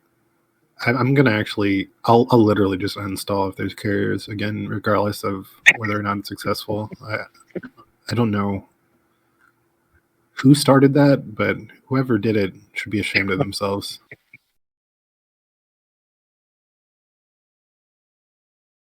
We're just waiting for our teams to get ready here. Looks like we should be starting shortly, though. Okay.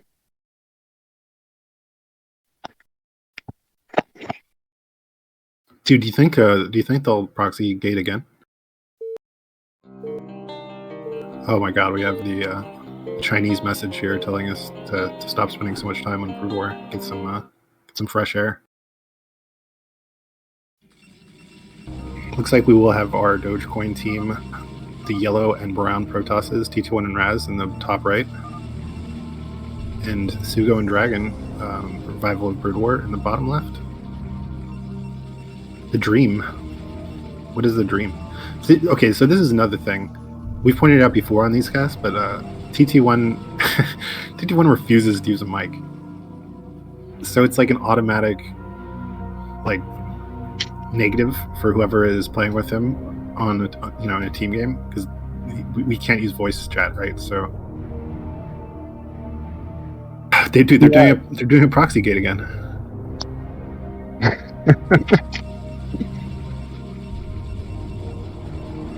That's Okay, I like the pylon spot this time around. It's not in the path of the not that it mattered last game, but yeah, going back to TC1, I heard he's a what do you call it? I think he's a mute. Like he doesn't have a voice. Oh, I heard yeah. It's Dragon not. has It's it. not that he doesn't have a mic. It's that he doesn't have a voice. Okay, that makes a Yeah. lot more sense. Yep. Was he like born like that, or did he lose it in an accident? I think just years of abuse playing this game, it just did such a toll on him, and he's an ex-professional. So just like screaming at his computer because of losses. yeah, the wear and tear that comes naturally as being a Pro Toss player. Go back and out with it. Oh, so it's specifically Protoss. I didn't realize. Oh my god. They saw it. They saw it. What was that all about? They have to know it's Protoss. Oh, he planted the gas. He wouldn't plant the gas if he knew. Oh, I can't believe they saw the probe coming from a weird direction, but they didn't think, unless they thought it was scouting for proxies or something. Right. Well, the advantage that Sugo and Dragon has is Sugo's literally a micro player, but he just had to deal with this. Maybe cancel the gas. Okay, they're gonna make the gate.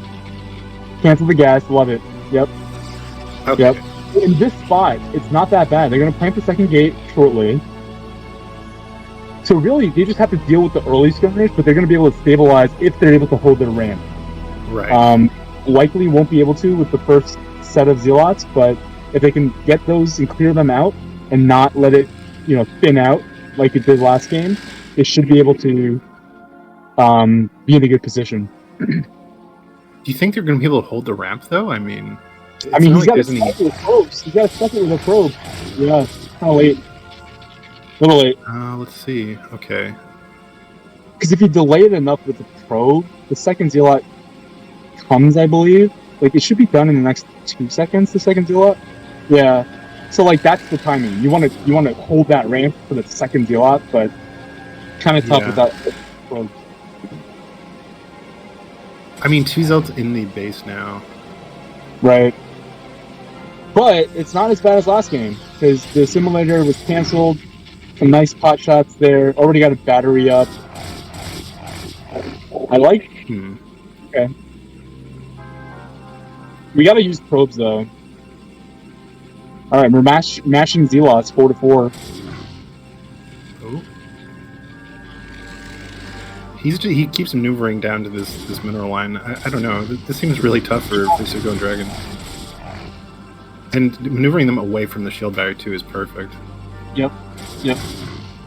But they're going to continue having at least like a 1 zealot advantage here, right? Because that second gateway was so delayed.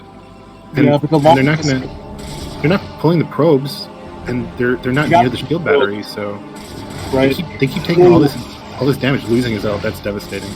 Yeah, that's really good micro from Raz. This is Raz micro. Oh my god. Okay, I feel like this is over now. They're just going to run away with his advantage now. Huge. That was huge. That was so sick, actually. I mean, yeah. Sick micro. The they're taking so many shots for nothing. That pro again, turn to half of the wow. This is too many. They're not even close to the shield battery. They keep letting themselves get pulled back by these zealots. And now it's just an insurmountable advantage. Yeah. That is sick. Back to back. Holy moly! That was actually. I mean, it might not look like that impressive for for like someone new to the game or something, but that was such a technical. Like it was so close. Yeah. They actually microed that perfectly. Just these little advantages started snowballing. Right. Yeah. Damn. Damn. Like damn.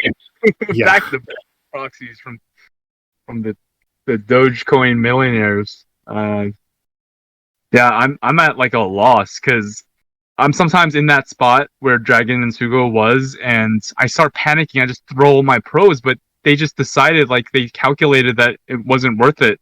And I don't know, like, I wonder if they did use the probes and then clear the ramp, like. But yeah, it was so close, and it was just such precision by TT1 and Raz there that it kind of just like flipped in the dime. Yeah, that was actually crazy. I'm honestly surprised that they didn't pull probes as well. At least like a few, but yeah, I don't know. We will be going into our fourth game now. Who's playing, Keen? What's up? Who's playing? One of the worst Zerg players in the league against one of the best Protoss players. We have this Dogecoin guy. I don't know who that is, but we'll have to see what he's got.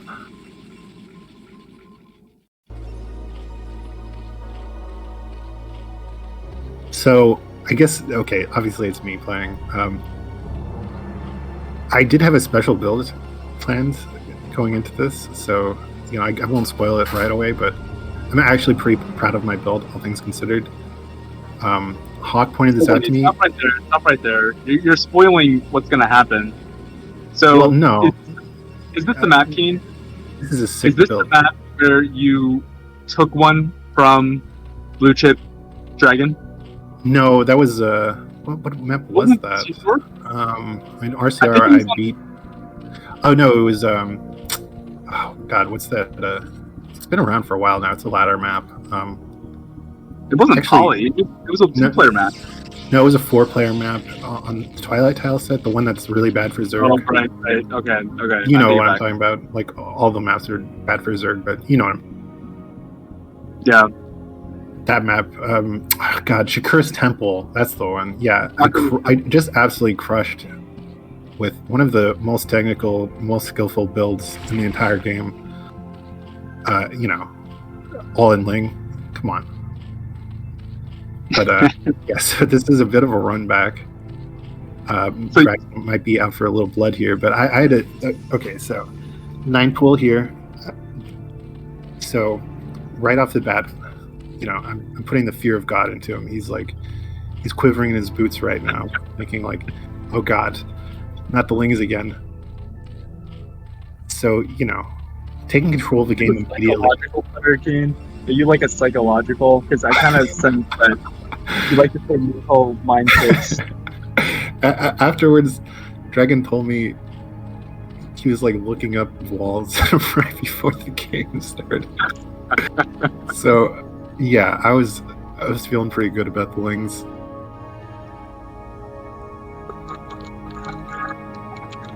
But,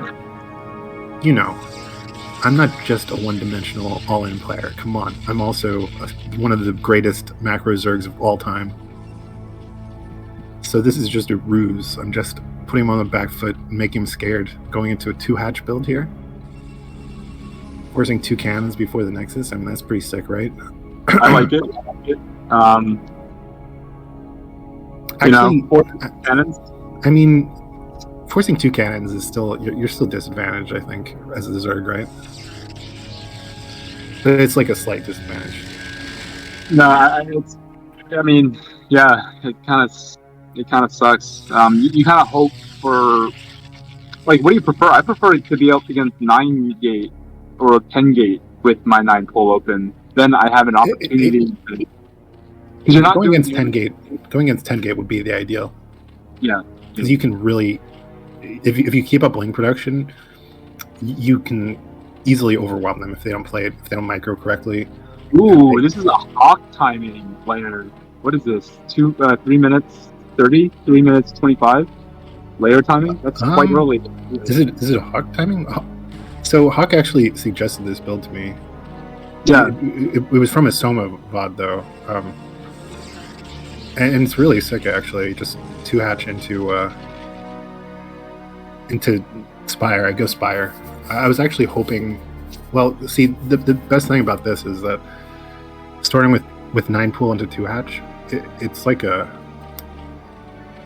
has a lot of mix-up potential because you can go 2-hatch Lurker without lair. You can go 2-hatch Lurker with lair, or 2-hatch Hydra without lair, 2-hatch Lurker with lair, or 2-hatch Muta all in, or just get a really fast 2-hatch Muta and go into macro. Right. A lot of ways to kind of pivot. Yeah, so I don't know for sure how much Soma has been doing this. I have seen Soma also do similar stuff on like Benzene and ASL, not this season but last season, And I think he's done it a couple other times. And honestly, I think this is kind of like maybe a little bit of the future of ZVP builds. You know how like 3-hatch Hydra, people were like 973, people were kind of calling it like the 111 of Zerg, because you start off with this aggressive opening, but you have so many options to go into a macro game or like just end the game if they don't react properly. But I feel kind of the same way about this 2-hatch. I think it's really, really interesting as an opening because you have so many options, and if they don't take it seriously and they just play greedy and try to like cut corners against it, then you can just go all in. Right. But you can also still go into a macro game because they have to play safe. Yeah. No, I totally get that. That's interesting. I can kind of see the philosophy of the build, and it's very adaptable. Like there's a lot of ways you can go with it. But yeah, if I'm Dragon, I'm like confident in myself. Like let's get this game into mid game and then maneuver from there. Like let's be wary that Keen can be very tricky. Now he does decide to poke out a little bit, but you know, I feel like he doesn't necessarily have to. Well, I think that's really good, actually. I mean, if I was going all in Ling or something, or Ling Lurker, then it could have spelled trouble for him. But at the same time, it's really important as a Protoss player to get a little bit of knowledge, like see if there's Hydras there. I mean, before the Sarah's out, you just have no idea what's going on. That's why this build is so strong. Yeah, and forcing another 4 Lings just for that little poke is quite good for Dragon. So yeah, you get to fire timing. Mm-hmm. But I think I'm still doing pretty well economically right now. It's 27 drones, 29 probes. Oh, it's solid. Yeah, and he's forced to make cannons in his main now to deal with the threat of mutas. Yeah, again, I think that's kind of losing the Corsair. Woo-wee! Take it easy. Wow, look at all these insurance cannons. I know. Yeah, Dragon is really like I am not gonna lose to these guys. Like, but see, that's the thing. Like now, I'm actually almost ahead economically. Yeah. Getting that air pace just to force more stairs out. Ideally, you the Crossy game against Scarlet earlier, like one of his missteps was not making enough Scourge, I think. Right, so like I was saying, he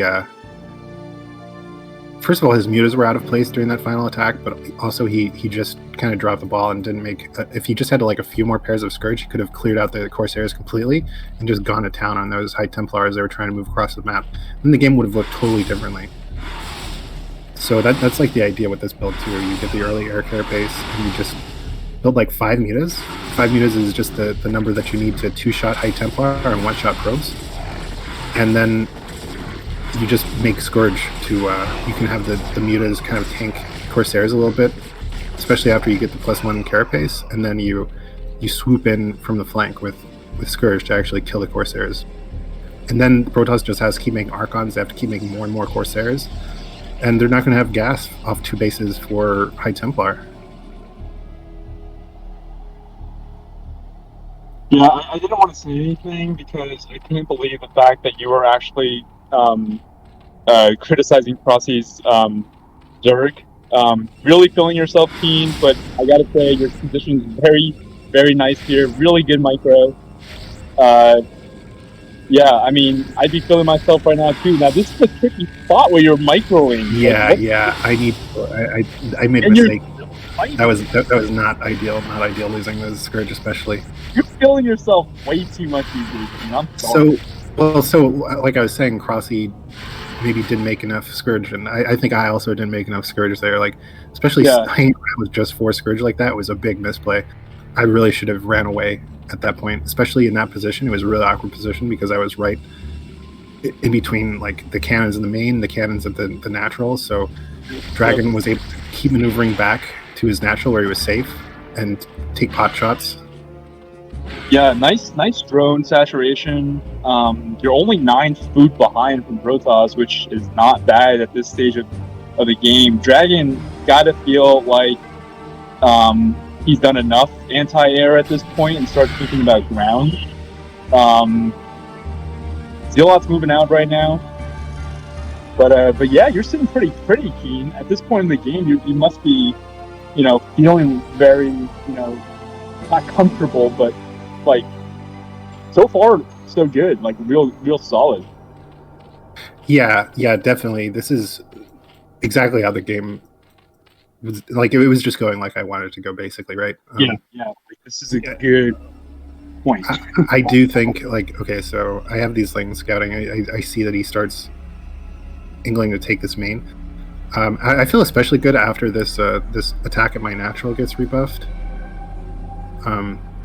Yeah, he's attacking my natural right now, but I don't take too much damage from it. But like I said, he's doing a really good job with his Corsairs still.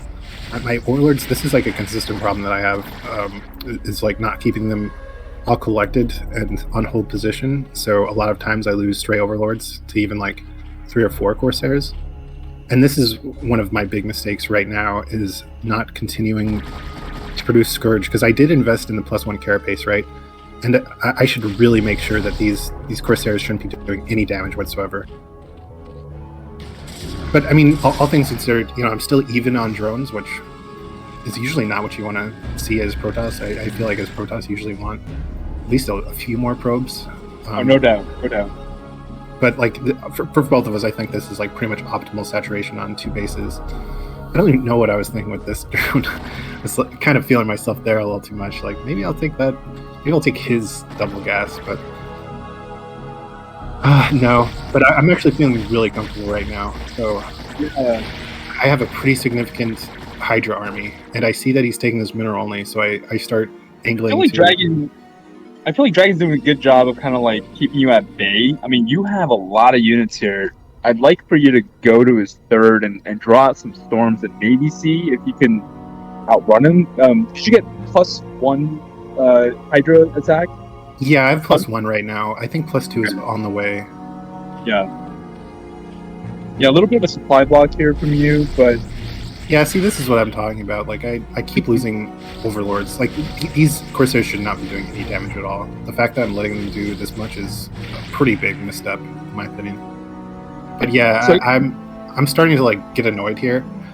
Yeah, so you kind of like force yourself to go. Yeah, I mean, you have a lot of units. I'd like for you to go 15 seconds ago, but well, let's see how it goes here. So look at these. Look at this wonderful micro. Oh my god. That I think I just moved 2 of my groups in without attacking, and then I was like wasting time trying to snipe High Templar unsuccessfully with one of my other groups. So I had like 4 groups of Hydras there that it was like 1.5 groups were actually attacking at any given time. So that was pretty, just the absolute worst that possibly could have gone. I have to cancel my 4th now. And I attacked at such a silly time, like right before my lurkers were finished and right before +2 weapons was finished. Basically like the worst possible attack timing, and also the worst possible micro. Right. Oh, that storm is killer. One more is gonna erase those eggs. Ouchie. Yeah, not ideal, not ideal. Yeah, the blue chip that he is, I really feel like you kind of played into his hands. Now you're capitalizing on him being overly concerned about the air with all those insurance cannons, and you put yourself in a good spot. But I feel like Dragon, played very poised and just decided that this guy is not going to beat me, and I'm not going to lose any real shenanigans. We're going to get to mid-game. We're going to do our thing. And yeah, you have to make a mistake, but otherwise, GG. Wow. Yeah. I don't know. I am proud of how I played the early game, but that was very embarrassing of a misplay there. No, you definitely put yourself in a position to win. It's just, that one blunder really, put you in a bet. That's about as big of a throw from one battle as you can have in a game of Brood War. Yeah. I wish you held with the +2 and lurkers and played more defensively and allowed him to maybe get that 3rd. Maybe you take a 4th at 6 just to extend it. But yeah, definitely a good good point up until that blunder. Yeah. Well, I mean, I haven't played a ton of games in tournament settings myself either, so I mean, it's disappointing, but it's all a learning experience. We will be moving into our ace match here. Just a moment.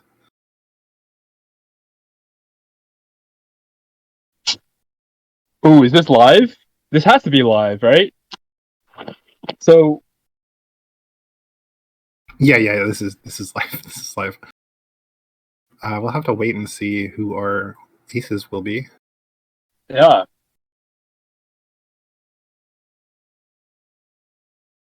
I guess Hawk, because Hawk does not lose ace matches.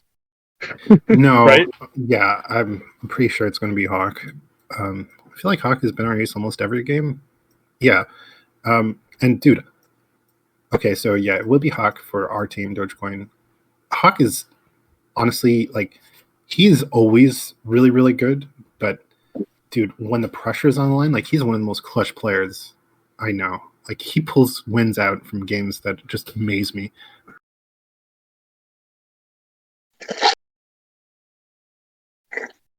Yeah, like his series against Scarlet a few weeks ago.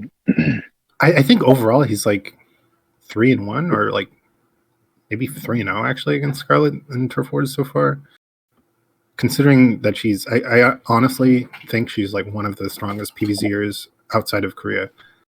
So that record is pretty crazy. I'd say maybe Boneth, DeWalt, and maybe TT1 or something would be better than her in that matchup. But there's definitely a handful of people. Yeah, no doubt. So we're just waiting to see who the ace for Team Revival will be. Normally you would think Dragon, but honestly, I think it could be anyone from that team. I do think that the team is overall really solid. Yeah, I mean, a coin flip, right? Sugo and Dragon. Even Mars, kind of a Dragon. Okay, it'll be Dragon. I mean, I was going to say, maybe give Mars the run back and see if he can 2-0 in one night, but no, blue chip. Dragon is. I mean, so recently in the last Turf Wars, these two played in the finals, and it came down to the last game. It was actually an insane finals, so I'm really excited to see these two duke it out.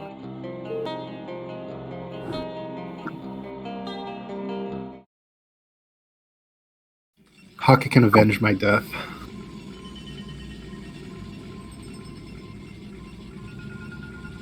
So we will see our red Zerg Hawk for Dogecoin Millionaires in the top left, and for Revival, the Ace Dragon or Yellow Protoss in the bottom left. From a psychological perspective, Dragon just won, so that makes sense. Right along that momentum, ready to continue. Yeah, Dragon won and Hawk lost. But Hawk also lost to a BBS. Hawk lost in a a cheat. That might work for him maybe. Look, I do not want to take that away from Mars because that was a totally legit victory. But at the same time, when you lose that as a player, it's okay. If that happened twice in a row, I would fucking stomp that into the ground. I actually feel for me at least, that's the kind of anger that would actually help me play better in the next game rather than tilt me and make me play worse. Yeah. But I also think Hawk is probably. I don't think he's the kind of player that tilts at all. Anyway, he's very even keeled. He's the professor. He's not going to. He's very level headed. Very, calculated in his approach to this game. So yeah, I totally agree. It's not going to favor him. Okay. A little bit of spice here already, but unfortunately, Hawk is going to scout first with this overlay. Right.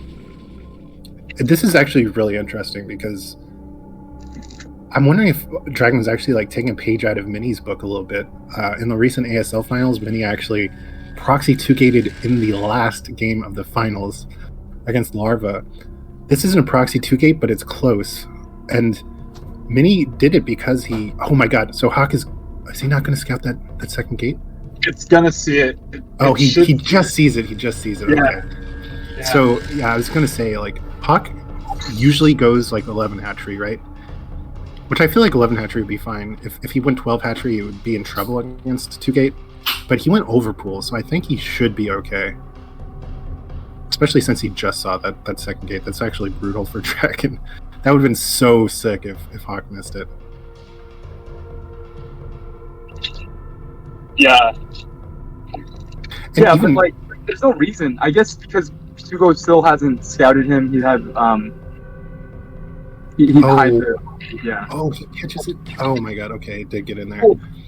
I'm actually surprised. I was going to say, like, luckily he did get behind those minerals, but it was really ballsy for Dragon to go out with that first zealot. Because if that first zealot got picked off, he would just get overwhelmed by lings. Yeah. Second and third on the way. Couple that with a probe. 2 more probes coming. That's 3 probes.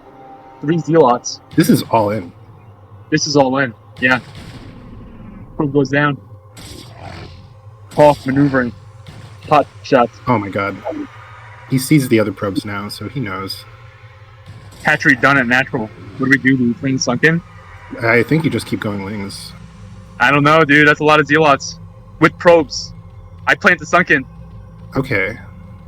Yeah, just being... Well, the third hatchery already going down in the main. With the sunken, he's going to be extra safe. As long as he doesn't be forward. No gas. He's been pumping lings this whole time. Oh, no.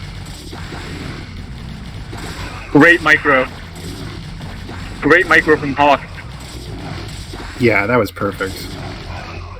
Losing that drone does hurt, but I think he's going to stabilize now. Okay, so he has the third hatchery down. He has the sunken down now. He's going to start producing drones for sure. I don't know. Actually, he sees that he's still making zealots though. These are still just streaming down across the map. I think he's going to look. I guess he's going to try to run by with these lings now. He's got to do something to keep Dragon honest. Instead of just full tilt offense. So I really like this move from Hawk, even though it's just a paltry number of Zerglings, it's enough for Dragon to come back. In this spot, I think Dragon does have the opportunity to seal the ramp and go Nexus. Yeah, they're not getting up that ramp, there's no way. Yeah. More Zealots being made, interesting. The good news is Hawk went 3 hatch. Now, as Zerg, that's not horrible either. There's no early tech coming. But Dragon doesn't know that. But he's still pursuing. Second sunken. Interesting. I'm not sure if he has enough lings for this right now. Okay, it's a lot of... That sunken needs to be done right now. Dragon is not going to delay it. Oh, wait. Should go, yep. Alright, it is done. Nice concave from Hawk. This is gonna be enough. Yeah, this is gonna get cleaned up. And this plays into the hands, you know. Dragon was fighting blind. He was hoping that... Oh my god, okay. Dragon just GT's out. Yeah, that was such a great... I didn't know if Dragon was dead there, but that was a really great victory from Hawk. Yeah. I don't know about that GG, though. I feel like in that spot, because Hawk literally did not have gas... Yeah, I think... I think even with slowlings, that was a lot of lings. Dragon only had like 2 or 3 zealots left. I do think he could have held on, especially with the SimCity. But yeah, it was definitely a bad position for Dragon because that was extremely all in. Dragon pulled 3 probes with the initial attack, and then he pulled more probes to block his choke for a while. I assume he cut probes in between the 2, so it's not like his economy was going healthy on one base. He had no tech to speak of expansion. I mean, I understand it. Yeah, thinking about it more, yeah, it kind of plays into Hawk's hands, right? Like no gas, pure drones and sunken and defense, and he can just drone up after that and just be so ahead. So yeah, 100%. But yeah, so that's the conclusion, dude. Dogecoin Millionaires, Hawk on the clutch final game of the last game of the normal season, like, dude. Hawk just does not lose ace games. He's insane. Yeah. And we end 6-0. So Well, it'll be congrats, Dogecoin millionaires. That was as exciting of a series as you'd expect from a slew of millionaire Dogecoins. yeah, I agree. Thank you. Shout out again to our anonymous donor, by the way. Like, in case anyone was curious, all 4 of our teams were sponsored actually by individual donators. So cool. Yeah, and 2 of them were by anonymous donators. Revival was actually sponsored by an anonymous donator as well. And so shout out to both of our anonymous donators. And also Pseudo and Shafir for sponsoring Fancy Scarves and Smack Squad, respectively. Yeah, But really yeah, nice. that will conclude our regular season. We will be moving into the playoffs next season. So 4th place, we have Smack Squad, not taking a single match this entire season in the regular season, against our 3rd place, which will be Team Revival, Dragon's team. They'll be playing next week. I don't think lineups are out just yet, but they should be out Saturday or Sunday. If you would like to keep up with our events, please consider joining our Discord. That's the best way to keep up with what's going on. As I mentioned earlier, please consider, if you enjoy our events, if you enjoy supporting the North American Brood War scene, consider donating, because next season we will be, after Turf Wars 2 is finished, we will be running the next season of Rogue City Rumble, which is our individual North American kind of Star League event. Oh, nice. So really looking forward to that. The first one had some insane games, insane series. The finals, like I said, came down to the very last game, with Hawk taking it 4-3, I believe, against Dragon. So that was a crazy, crazy series. But yeah, really looking forward to the playoffs next week. Do you have any last words, Dra? No, just thanks for the invite again. I know you guys were strapped, and I was happy to be available and pitch in a little bit here. But yeah, I'm gonna go back to being an observer and being another fanboy. Well, looking forward to playoffs. I really appreciate you coming in here, though. I know you're apprehensive about casting, but you shouldn't be. I think you're great. Yeah, this is only my 2nd time doing it. Again, guys, thank you very much, Strom, the whole team. Cold War Gates, great job observing this whole production thing. The art, the graphics, like everything, just legit. Very happy and proud of what you guys have done, and continued support from the folks here. Brood War community is always great. This is the best game ever. But yeah, AMC, hold baby, let's do it. Congratulations on your